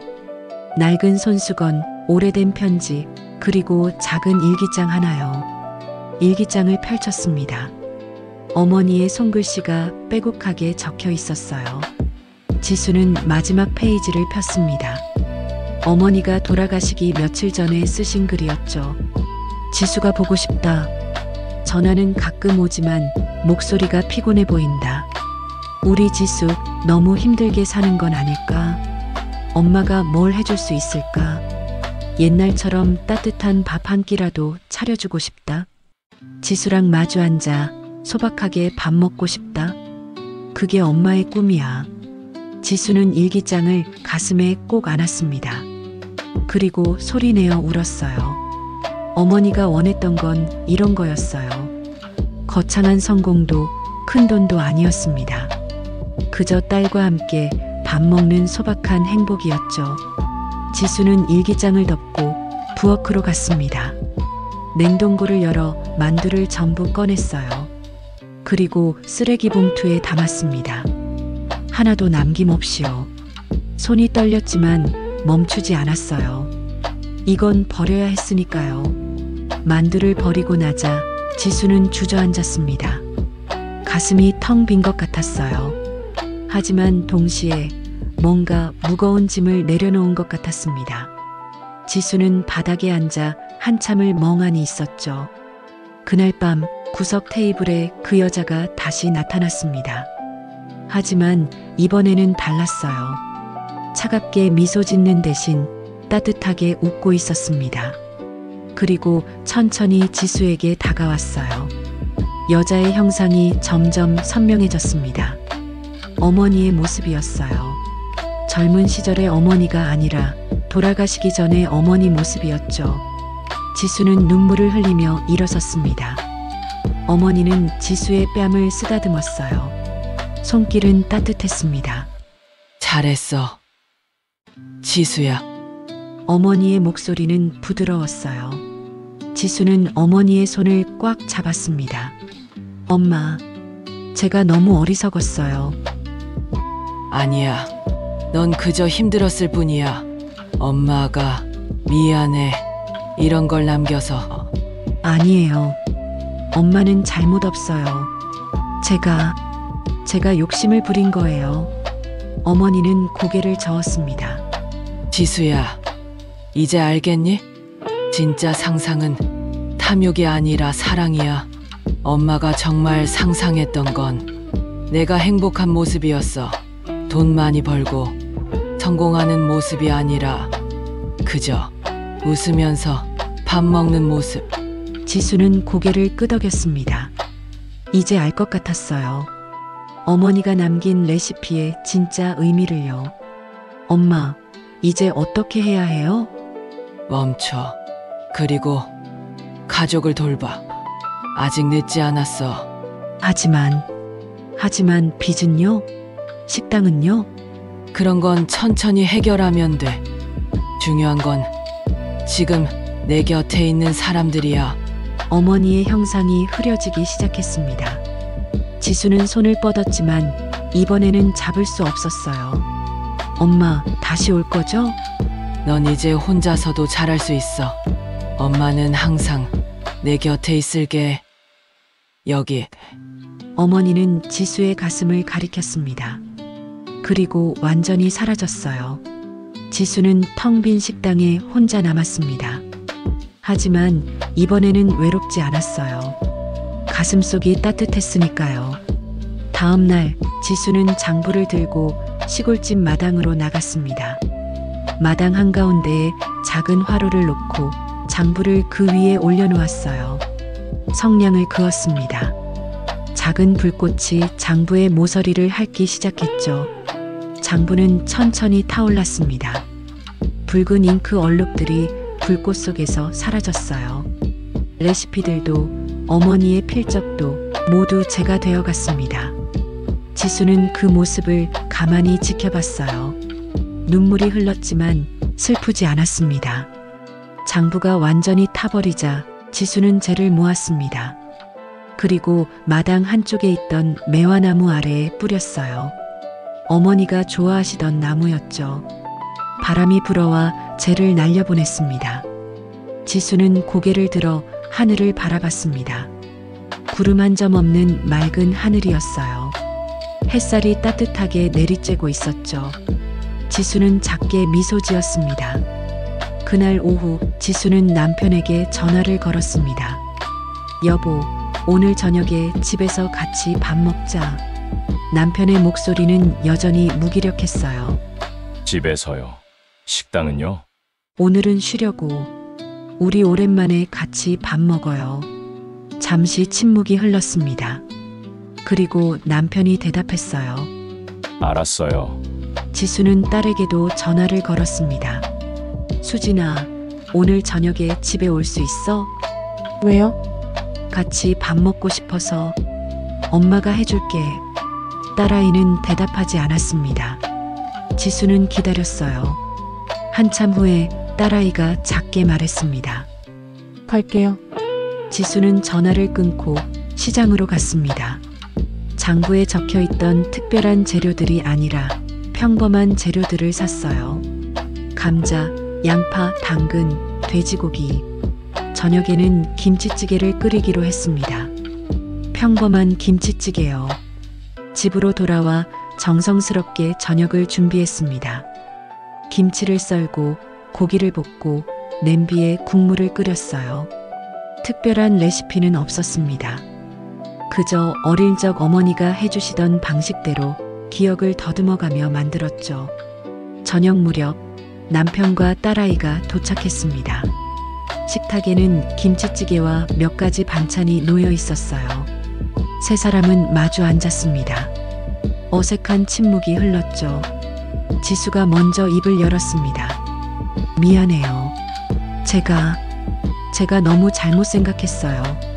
남편과 딸아이가 지수를 바라봤어요. 지수는 눈물을 참으며 계속 말했습니다. 돈 버는 게 행복인 줄 알았어요. 성공하면 우리가 다 행복해질 줄 알았죠. 근데 아니었어요. 제가 정말 원했던 건 이거였어요. 우리 셋이 함께 밥 먹는 거. 남편의 눈가가 붉어졌습니다. 딸아이도 고개를 숙였어요. 이제부터는 달라질 거예요. 천천히 갚아나갈 거예요. 빚도, 식당도 평범하게 할 거예요. 우리 그렇게 살아요. 평범하게. 남편이 지수의 손을 잡았습니다. 딸아이도 손을 뻗어 지수의 다른 손을 잡았어요. 세 사람은 손을 맞잡고 한참을 말없이 앉아 있었습니다. 그리고 함께 밥을 먹기 시작했어요. 김치찌개는 특별하지 않았습니다. 기적적인 맛도 나지 않았죠. 하지만 따뜻했어요. 그리고 맛있었습니다. 세 사람은 오랜만에 함께 웃으며 밥을 먹었어요. 그날 밤 지수는 혼자 식당으로 돌아왔습니다. 마지막으로 정리할 게 있었죠. 냉장고를 비우고 식재료들을 정리했어요. 그리고 식당 안을 천천히 걸으며 둘러봤습니다. 이곳에서 많은 일들이 있었어요. 기쁨도 있었고 슬픔도 있었죠. 하지만 이제는 끝났습니다. 지수는 식당 문을 잠그고 열쇠를 주머니에 넣었어요. 돌아서려는데 구석 테이블에 뭔가 놓여 있었습니다. 작은 종이 한 장이었어요. 지수는 다가가 그것을 집어들었습니다. 어머니의 손글씨였죠. 지수야, 사랑해. 항상 행복해라. 마이너스 엄마가. 지수는 그 종이를 가슴에 꼭 안았습니다. 그리고 작게 중얼거렸어요. 엄마, 저도 사랑해요. 창밖으로 달이 떠올랐습니다. 환한 보름달이었어요. 지수는 그 달빛을 받으며 식당을 나섰습니다. 뒤돌아보지 않았어요. 앞만 보고 걸어갔죠. 새로운 시작이었습니다. 하지만 평온은 오래가지 않았습니다. 장부를 태운 지 사흘째 되는 날, 사채업자가 찾아왔어요. 2명의 남자를 데리고요. 지수는 식당 문을 열다가 그들과 마주쳤습니다. 한지수 씨 맞죠? 네, 그런데요. 빚 갚을 생각은 하고 계신 겁니까? 이번 달 이자도 안 들어왔는데요. 사채업자의 목소리는 차갑고 날카로웠어요. 지수는 침착하게 대답했습니다. 조금만 시간을 주세요. 꼭 갚을게요. 시간을 준 게 벌써 몇 달인데요. 이제 더 이상은 못 기다립니다. 일주일 안에 원금까지 전부 갚으세요. 안 그러면 사채업자는 식당 안을 둘러보며 말했어요. 이 가게든 집이든 다 압류할 겁니다. 지수의 얼굴이 창백해졌습니다. 일주일 안에 전부 갚으라니요. 그건 불가능했어요. 지금 통장에 있는 돈으로는 이자도 감당하기 힘든데요. 사채업자는 명함을 내밀며 말했습니다. 일주일입니다. 명심하세요. 그들이 떠나고 지수는 그 자리에 주저앉았습니다. 손이 떨렸어요. 장부를 태워버렸으니 이제 방법이 없었습니다. 다시 빚에 짓눌리게 되는 걸까요? 아니, 이번에는 집까지 잃게 되는 걸까요? 그날 밤 지수는 잠을 이루지 못했습니다. 천장을 바라보며 계속 생각했어요. 방법이 없을까? 어떻게든 돈을 마련할 방법이요. 하지만 아무리 생각해도 답이 나오지 않았습니다. 다음 날 아침 지수는 마당으로 나갔습니다. 매화나무 아래에 뿌렸던 재를 바라봤어요. 바람에 날아가고 비에 씻겨서 이제는 거의 남아있지 않았죠. 지수는 나무를 쓰다듬으며 중얼거렸습니다. 엄마, 제가 뭘 해야 할까요? 바람이 불어왔습니다. 매화나무 가지가 살랑살랑 흔들렸어요. 그때 지수의 발밑에 뭔가 반짝이는 게 보였습니다. 땅속에서 무언가 튀어나와 있었어요. 지수는 그것을 집어들었습니다. 작은 종이 조각이었어요. 타다 남은 장부의 일부였죠. 신기하게도 그 부분만 타지 않고 남아 있었습니다. 지수는 종이를 펼쳐봤어요. 만두 레시피의 일부였습니다. 재료 목록이 적혀 있었죠. 그리고 마지막 줄에 있던 그 문구도요. 가장 사랑하는 이의 꿈. 지수는 종이를 꽉 쥐었습니다. 심장이 빠르게 뛰었어요. 이건 우연이 아니었습니다. 어머니가 남겨주신 거였어요. 마지막 기회를요. 지수는 집 안으로 들어가 냉동고를 열었습니다. 그리고 깜짝 놀랐어요. 분명 버렸던 만두들이 냉동고 안에 그대로 있었습니다. 아니, 더 많아져 있었어요. 지수는 손으로 입을 막았습니다. 이게 어떻게? 만두를 꺼내 하나를 손에 들었습니다. 차갑고 단단했어요. 하지만 살아있는 것 같았죠. 지수는 만두를 내려다보며 생각했습니다. 이걸 식당에 내놓으면 모든 문제가 해결될 거예요. 빚도 갚고 집도 지킬 수 있을 거고요. 하지만 대가는요. 가족의 꿈을 잃는 대가는요. 지수는 만두를 다시 냉동고에 넣었습니다. 아니에요. 이건 안 됩니다. 하지만 마음 한쪽에서는 계속 속삭이고 있었어요. 마지막 한 번만요. 며칠 후 강 사장이 다시 찾아왔습니다. 이번에는 표정이 밝았어요. 웃으면서 들어왔죠. 사장님, 소식 들었어요. 사채업자한테 쫓긴다고요? 지수는 강 사장을 차갑게 바라봤습니다. 대답하지 않았어요. 제가 도와드릴 수 있어요. 돈 빌려드릴게요. 왜요? 대신 조건이 있어요. 강 사장은 의자에 앉으며 말했습니다. 그 레시피 저한테 알려주세요. 만드는 법만이라도요. 지수는 고개를 저었습니다. 그건 안 돼요. 왜요? 어차피 당신 이제 안 쓸 거잖아요. 장부도 태워버렸다고 들었는데. 지수는 놀라서 강 사장을 쳐다봤어요. 어떻게 알아요? 이 동네에서 모르는 게 없다니까요. 사장님, 생각해보세요. 저한테 레시피 알려주고 돈 받고 빚 갚고 모두 해결하는 거예요. 강 사장은 지수 앞에 봉투 하나를 내밀었습니다. 두툼한 봉투였어요. 이게 뭐예요? 계약금이에요. 레시피 알려주시면 나머지 돈도 드릴게요. 빚 갚고도 남을 만큼요. 지수는 봉투를 바라봤습니다. 손이 저절로 뻗어나가려 했어요. 하지만 멈췄습니다. 어머니의 목소리가 들리는 것 같았어요. 진짜 상상은 탐욕이 아니라 사랑이라고요. 나가주세요. 뭐라고요? 나가주세요.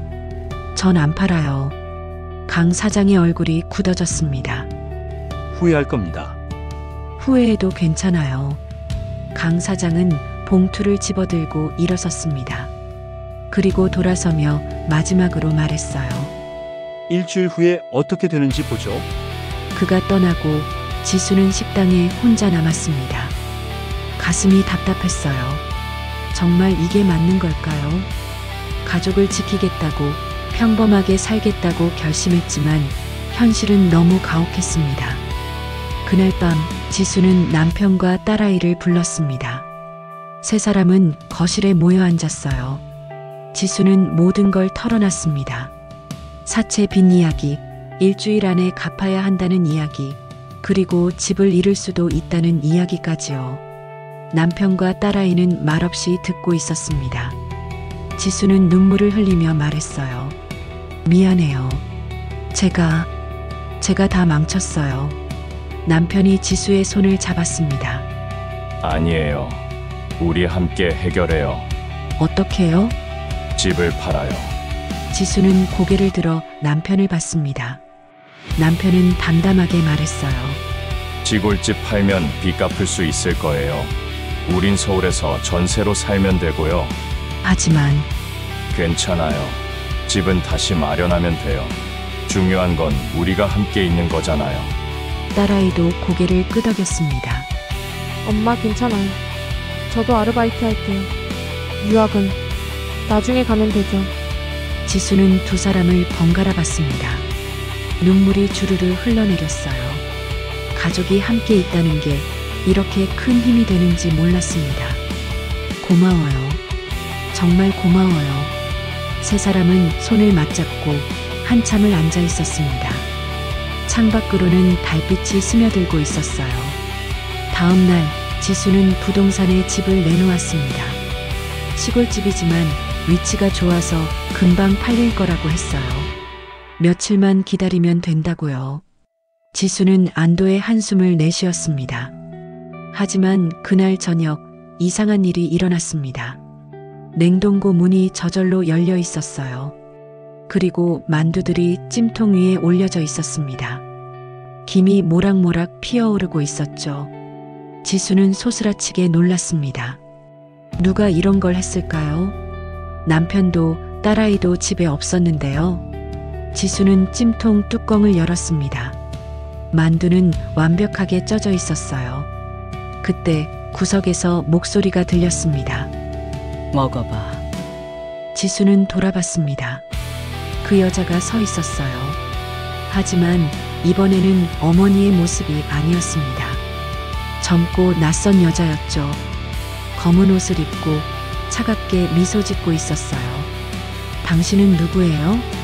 난 내 욕망이야. 내가 억눌러 왔던 욕망. 여자는 천천히 다가왔습니다. 내가 정말 원하는 게 뭔지 알아? 평범한 행복 아니야. 넌 성공을 원해. 돈을 원하고, 인정을 원하고, 남들보다 잘 사는 걸 원해. 아니에요. 거짓말하지 마. 내 마음속을 내가 다 알아. 장부를 태웠을 때도 넌 후회했잖아. 다시 가질 수 있을까 생각했잖아.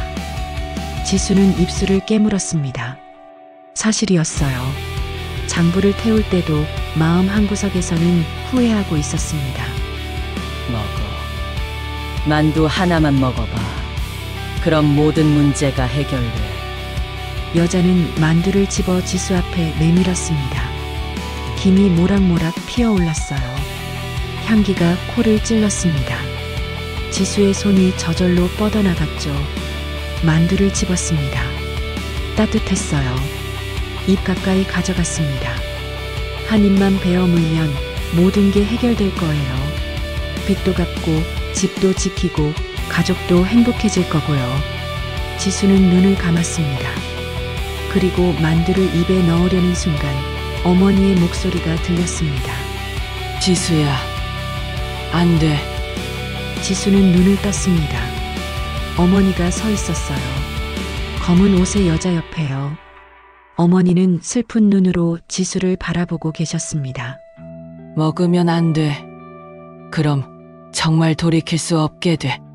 하지만 엄마, 전 어떻게 해야 해요? 이미 알고 있잖아. 내가 진짜 원하는 게 뭔지. 지수는 만두를 내려다봤습니다. 그리고 천천히 찜통에 도로 넣었어요. 손이 떨렸지만 단호했습니다. 전 안 먹을 거예요. 검은 옷의 여자가 비웃었습니다. 후회할 거야. 후회해도 괜찮아요. 전 가족을 잃고 싶지 않아요. 지수는 찜통 뚜껑을 닫고 가스레인지를 껐습니다. 그리고 냉동고를 열어 남은 만두를 전부 꺼냈어요. 쓰레기 봉투에 담았습니다. 검은 옷의 여자가 소리쳤습니다. 넌 바보야. 내 마지막 기회를 스스로 버리는 거야. 알아요. 하지만 전 더 이상 욕망의 노예가 되고 싶지 않아요. 지수는 쓰레기 봉투를 들고 밖으로 나갔습니다. 마당으로 가서 만두를 전부 땅에 묻었어요. 깊이요. 다시는 꺼낼 수 없도록요. 땅을 다 묻고 나자 검은 옷의 여자는 사라졌습니다. 어머니만 남았어요. 어머니는 지수에게 다가와 머리를 쓰다듬었습니다. 잘했어. 지수야, 정말 잘했어. 엄마, 이제 정말 끝난 거죠? 응, 이제 끝이야. 어머니는 따뜻하게 미소 지으며 말했습니다. 지수야, 기억해. 행복은 가진 것에서 오는 게 아니야. 함께하는 사람들에게서 오는 거야. 알았어요, 엄마. 어머니의 형상이 점점 흐려졌습니다. 하지만 이번에는 슬프지 않았어요. 어머니는 정말로 떠나시는 게 아니니까요. 가슴속에 영원히 남으실 테니까요. 안녕, 지수야. 사랑해. 저도 사랑해요, 엄마. 어머니는 완전히 사라졌습니다. 지수는 혼자 마당에 서서 별이 빛나는 하늘을 바라봤어요. 바람이 불어와 머리카락을 날렸습니다. 차가운 바람이었지만 지수는 따뜻했어요. 집으로 들어가니 남편과 딸아이가 거실에 앉아 있었습니다. 텔레비전을 보고 있었죠. 평범한 일상이었어요. 하지만 그 평범함이 얼마나 소중한지 지수는 이제 알았습니다. 다녀왔어요. 남편과 딸아이가 고개를 돌려 지수를 봤습니다. 그리고 미소 지었어요. 지수도 웃었습니다. 진심으로요. 며칠 후 시골집은 팔렸습니다. 빚을 갚기에 충분한 금액이었어요. 지수는 사채업자에게 돈을 갚았습니다. 마지막 1원까지요. 영수증을 받았을 때 지수는 가슴이 뻥 뚫리는 것 같았어요. 자유였습니다. 진짜 자유였어요. 지수네 가족은 서울의 작은 아파트로 이사했습니다. 방 2개짜리 전셋집이었어요. 좁았지만 따뜻했습니다. 세 사람이 함께 있으니까요. 지수는 평범한 식당에 취직했습니다. 주방 보조였어요. 월급은 많지 않았지만 괜찮았습니다. 남편도 작은 회사에 취직했어요. 딸아이는 대학에 다니면서 아르바이트를 했죠. 모두 평범한 일상이었습니다. 특별할 것 없는 하루하루였어요. 하지만 행복했습니다. 진짜 행복이었죠. 그리고 지수는 깨달았습니다. 어머니가 남기고 싶었던 진짜 레시피는 장부에 적힌 음식이 아니었다는 걸요. 사랑하는 사람과 함께하는 소박한 행복, 그것이 어머니가 꿈꿨던 진짜 상상이었던 거예요. 계절이 바뀌었습니다. 어느새 겨울이 지나고 봄이 왔어요. 지수네 가족이 서울의 작은 아파트로 이사한 지 반년이 지났습니다. 좁은 공간이었지만 세 사람에게는 충분했어요. 거실 창문으로 아침 햇살이 들어오면 지수는 그 빛을 받으며 커피를 마셨습니다. 평범한 일상이었죠. 지수는 매일 아침 7시에 일어났어요. 남편과 딸아이를 위해 아침을 차렸습니다. 특별한 메뉴는 아니었어요. 계란말이, 김, 된장찌개 같은 평범한 반찬들이었죠. 하지만 정성스럽게 만들었습니다. 사랑을 담아서요. 식탁에 둘러앉아 함께 밥을 먹는 시간이 지수는 가장 좋았어요. 남편은 이제 예전처럼 무기력하지 않았습니다. 작은 회사였지만 일에서 보람을 찾았고 퇴근 후에는 집안일을 도왔어요. 설거지도 하고 빨래도 널고 청소도 함께 했죠. 딸아이 수진이는 대학 생활에 적응했습니다. 유학은 미뤘지만 후회하지 않는다고 했어요. 오히려 지금이 더 좋다고, 가족과 함께 있는 게 더 행복하다고 말했죠. 주말이면 아르바이트를 했고 번 돈으로 가끔 가족들에게 작은 선물을 사다 주었어요. 어느 토요일 오후였습니다. 지수는 집 근처 시장에 장을 보러 갔어요. 채소를 고르고 생선을 사고 과일을 담는 평범한 일상이었죠. 시장 한쪽에서 육개장을 파는 작은 가게가 보였습니다. 지수는 잠시 멈춰서서 그 가게를 바라봤어요. 예전에 자신이 운영했던 식당이 떠올랐습니다. 손님들로 북적이던 그곳, 기적의 맛이라고 불렸던 육개장, 그리고 장부에 적힌 레시피들이요. 이제는 먼 일처럼 느껴졌어요. 마치 다른 사람의 이야기 같았죠. 지수는 고개를 저으며 발걸음을 옮겼습니다. 과거는 과거일 뿐이에요. 지금이 중요했으니까요. 장바구니를 들고 집으로 돌아오는 길, 봄바람이 볼을 스쳤습니다. 따뜻한 바람이었어요. 집에 도착하니 남편과 딸아이가 거실에서 뭔가를 준비하고 있었습니다. 지수가 문을 열고 들어서자 두 사람이 환하게 웃으며 말했어요. 엄마 생일 축하해요. 지수는 깜짝 놀랐습니다. 오늘이 자신의 생일이라는 걸 까맣게 잊고 있었어요. 식탁 위에는 작은 케이크가 놓여 있었고 초가 켜져 있었죠. 남편과 딸아이가 함께 준비한 거였습니다. 아이고, 이걸 어떻게? 지수는 눈시울이 붉어졌습니다. 케이크는 크지 않았어요. 동네 빵집에서 파는 평범한 케이크였죠. 하지만 그 어떤 케이크보다 소중했습니다. 세 사람은 둘러앉아 촛불을 불었어요. 지수는 소원을 빌었습니다. 특별한 소원은 아니었어요. 그저 지금처럼 가족이 건강하고 행복하게 지내는 것뿐이었죠. 케이크를 나눠 먹으며 지수는 웃었습니다. 진심으로요. 저녁을 먹고 난 후 딸아이가 지수에게 작은 상자를 건넸습니다. 엄마 이거 선물이에요. 뭐야 이게? 지수는 상자를 열었습니다. 안에는 손수건 한 장이 들어 있었어요. 수진이가 직접 수놓은 손수건이었죠. 구석에는 작은 글씨로 이렇게 적혀 있었습니다.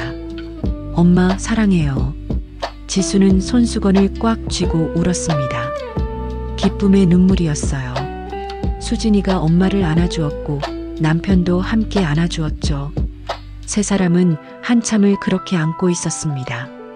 그날 밤 지수는 혼자 발코니에 나와 있었습니다. 도시의 야경이 내려다 보였어요. 수많은 불빛들이 반짝이고 있었죠. 지수는 하늘을 올려다봤습니다. 별이 몇 개 보였어요. 엄마 잘 지내고 계시죠? 지수는 작게 중얼거렸습니다. 어머니는 대답하지 않았어요. 하지만 괜찮았습니다. 지수는 이미 알고 있었으니까요. 어머니가 늘 곁에 계시다는 걸요. 바람이 불어왔습니다. 봄바람이었어요. 지수는 눈을 감고 그 바람을 맞았습니다. 바람 속에서 어머니의 목소리가 들리는 것 같았어요. 사랑한다고, 행복해라고, 그렇게 살면 된다고요. 지수는 미소 지으며 집 안으로 들어갔습니다. 거실에서는 남편과 딸아이가 텔레비전을 보며 웃고 있었어요. 지수는 그들 사이에 앉았습니다. 소파는 좁았지만 따뜻했어요. 다음 날은 일요일이었습니다. 지수네 가족은 함께 공원에 나들이를 갔어요. 날씨가 좋았거든요. 벚꽃이 만개해 있었고 사람들로 북적였죠. 세 사람은 벤치에 앉아 도시락을 먹었습니다. 지수가 직접 싼 도시락이었어요. 김밥, 계란말이, 과일이 담겨 있었죠. 특별한 건 없었지만 맛있었습니다. 햇살을 받으며 함께 먹으니까요. 엄마 이거 정말 맛있다. 수진이가 김밥을 한 입 베어 물며 말했습니다. 지수는 웃으며 딸의 머리를 쓰다듬었어요. 그래, 다행이다. 남편도 고개를 끄덕이며 말했습니다. 당신 음식은 늘 맛있어요. 과찬이에요. 지수는 겸손하게 말했지만 마음속으로는 기뻤습니다. 가족이 행복해하는 모습을 보는 게 세상 무엇보다 소중했으니까요. 도시락을 다 먹고 세 사람은 공원을 천천히 걸었어요. 벚꽃잎이 바람에 날려 떨어졌습니다. 마치 눈이 내리는 것 같았죠. 지수는 떨어지는 꽃잎을 손으로 받아봤어요. 손바닥 위에 놓인 꽃잎은 연약하고 아름다웠습니다. 예쁘죠? 남편이 물었습니다. 지수는 고개를 끄덕였어요. 응, 정말 예뻐요. 그들은 벚꽃 아래를 걸었습니다. 수진이는 앞서가며 사진을 찍었어요. 지수와 남편은 손을 잡고 천천히 걸었죠. 말은 많지 않았지만 마음은 가득 차 있었습니다. 공원을 나와 집으로 돌아오는 길, 지수는 문득 어머니의 시골집이 떠올랐습니다. 그 집은 이제 다른 사람의 것이 되었어요. 새로운 주인이 그곳에서 살고 있을 거예요. 아마 행복하게요. 지수는 그것으로 충분하다고 생각했습니다. 집은 떠났지만 추억은 남아있으니까요. 어머니와 함께했던 순간들, 그 따뜻함은 영원히 지수의 가슴 속에 남아있을 거예요. 며칠 후 지수는 일하던 식당에서 승진 제안을 받았습니다. 주방장이 되는 거였어요. 월급도 조금 올랐죠. 많은 돈은 아니었지만 지수에게는 큰 의미였습니다. 인정받았다는 거니까요. 집에 돌아와 그 소식을 전했을 때 남편과 딸아이가 진심으로 축하해줬어요. 그날 저녁 지수는 특별히 정성스럽게 저녁을 차렸습니다. 불고기, 잡채, 그리고 미역국까지요. 식탁에 둘러앉아 밥을 먹으며 남편이 말했습니다. 여보, 정말 고생 많았어요. 무슨 소리예요? 우리 다 같이 고생한 거죠. 아니에요. 당신이 없었으면 우린 못 버텼을 거예요. 남편의 목소리에는 진심이 담겨 있었어요. 지수는 눈시울이 붉어졌습니다. 저야말로 당신들이 없었으면 못 버텼어요. 고마워요. 수진이도 끼어들었습니다. 엄마, 아빠, 우리 앞으로도 계속 이렇게 행복하게 살아요. 그럼 당연하지. 세 사람은 웃으며 밥을 먹었습니다. 창밖으로는 저녁 노을이 지고 있었어요. 주황빛 하늘이 아름다웠죠. 그날 밤 지수는 잠자리에 들기 전 오래된 사진첩을 꺼냈습니다. 어머니와 함께 찍은 사진들이 담긴 사진첩이었어요. 한 장 한 장 넘기며 지수는 어머니의 얼굴을 들여다봤습니다. 어머니는 늘 웃고 계셨어요. 힘들었을 텐데 지친 기색 없이 환하게 웃고 계셨죠. 지수는 이제 알았습니다. 어머니가 왜 그렇게 웃을 수 있었는지요. 사랑하는 딸이 곁에 있었으니까요. 지수는 사진첩을 덮고 침대에 누워 천장을 바라봤습니다.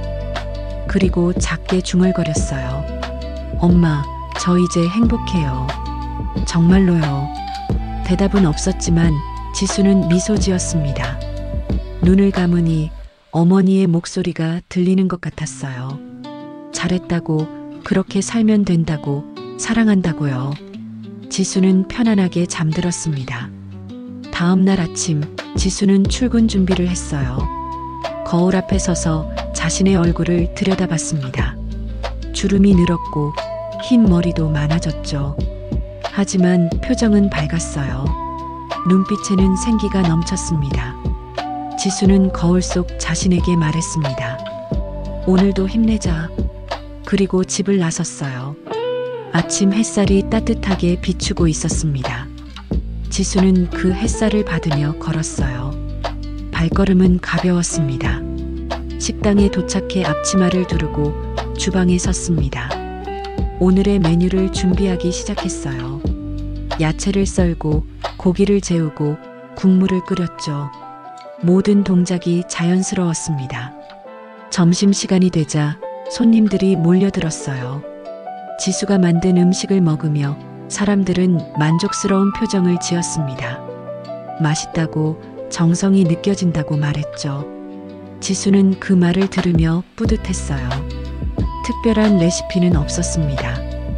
그저 정성과 사랑을 담았을 뿐이었죠. 하지만 그게 가장 중요한 거였어요. 퇴근 후 지수는 집으로 돌아왔습니다. 현관문을 열고 들어서니 집안에서 밥 짓는 냄새가 났어요. 남편이 저녁을 준비하고 있었습니다. 당신이 왜? 오늘은 내가 저녁할게요. 당신 피곤할 것 같아서. 남편은 웃으며 말했습니다. 지수는 가슴이 따뜻해졌어요. 식탁에 앉아 기다리니 곧 저녁이 차려졌습니다.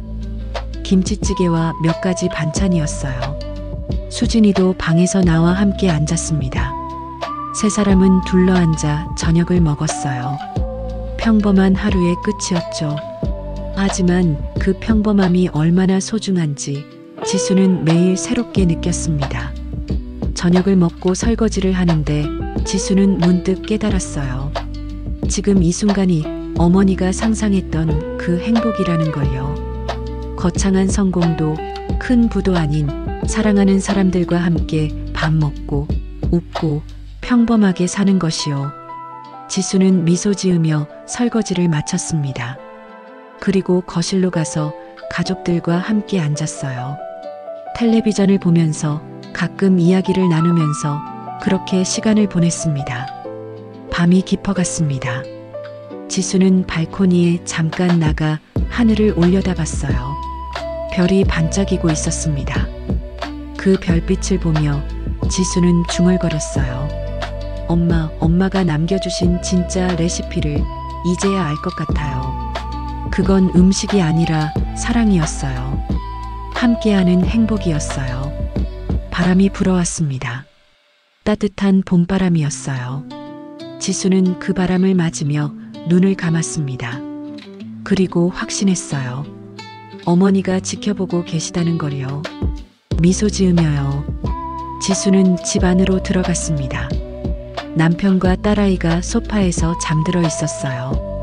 지수는 두 사람에게 담요를 덮어주고 불을 껐습니다. 그리고 자신의 방으로 들어가 침대에 누웠죠.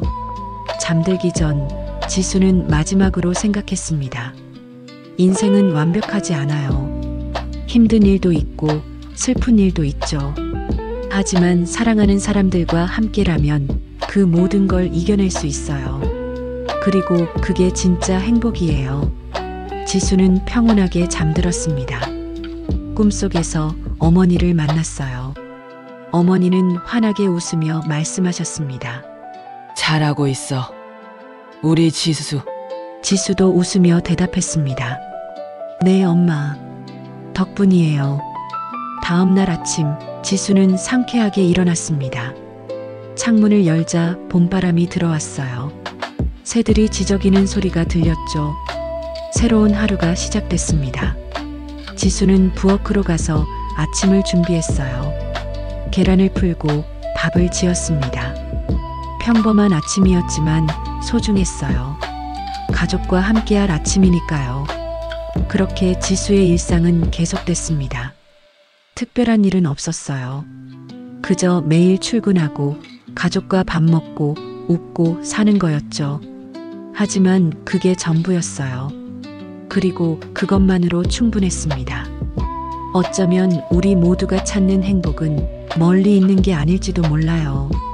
바로 지금 우리 곁에 있는 사람들과 함께하는 평범한 순간 속에 있는 거죠. 지수는 그걸 깨달았고 이제는 매일 감사하며 살고 있습니다. 지금 이 영상을 보고 듣고 있는 당신은 어떤가요?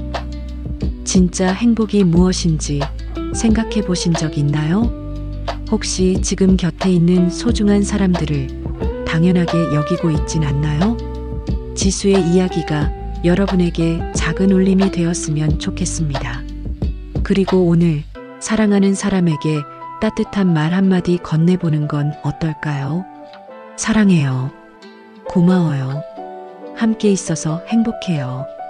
그 한마디가 누군가에게는 세상을 바꾸는 마법이 될 수도 있으니까요.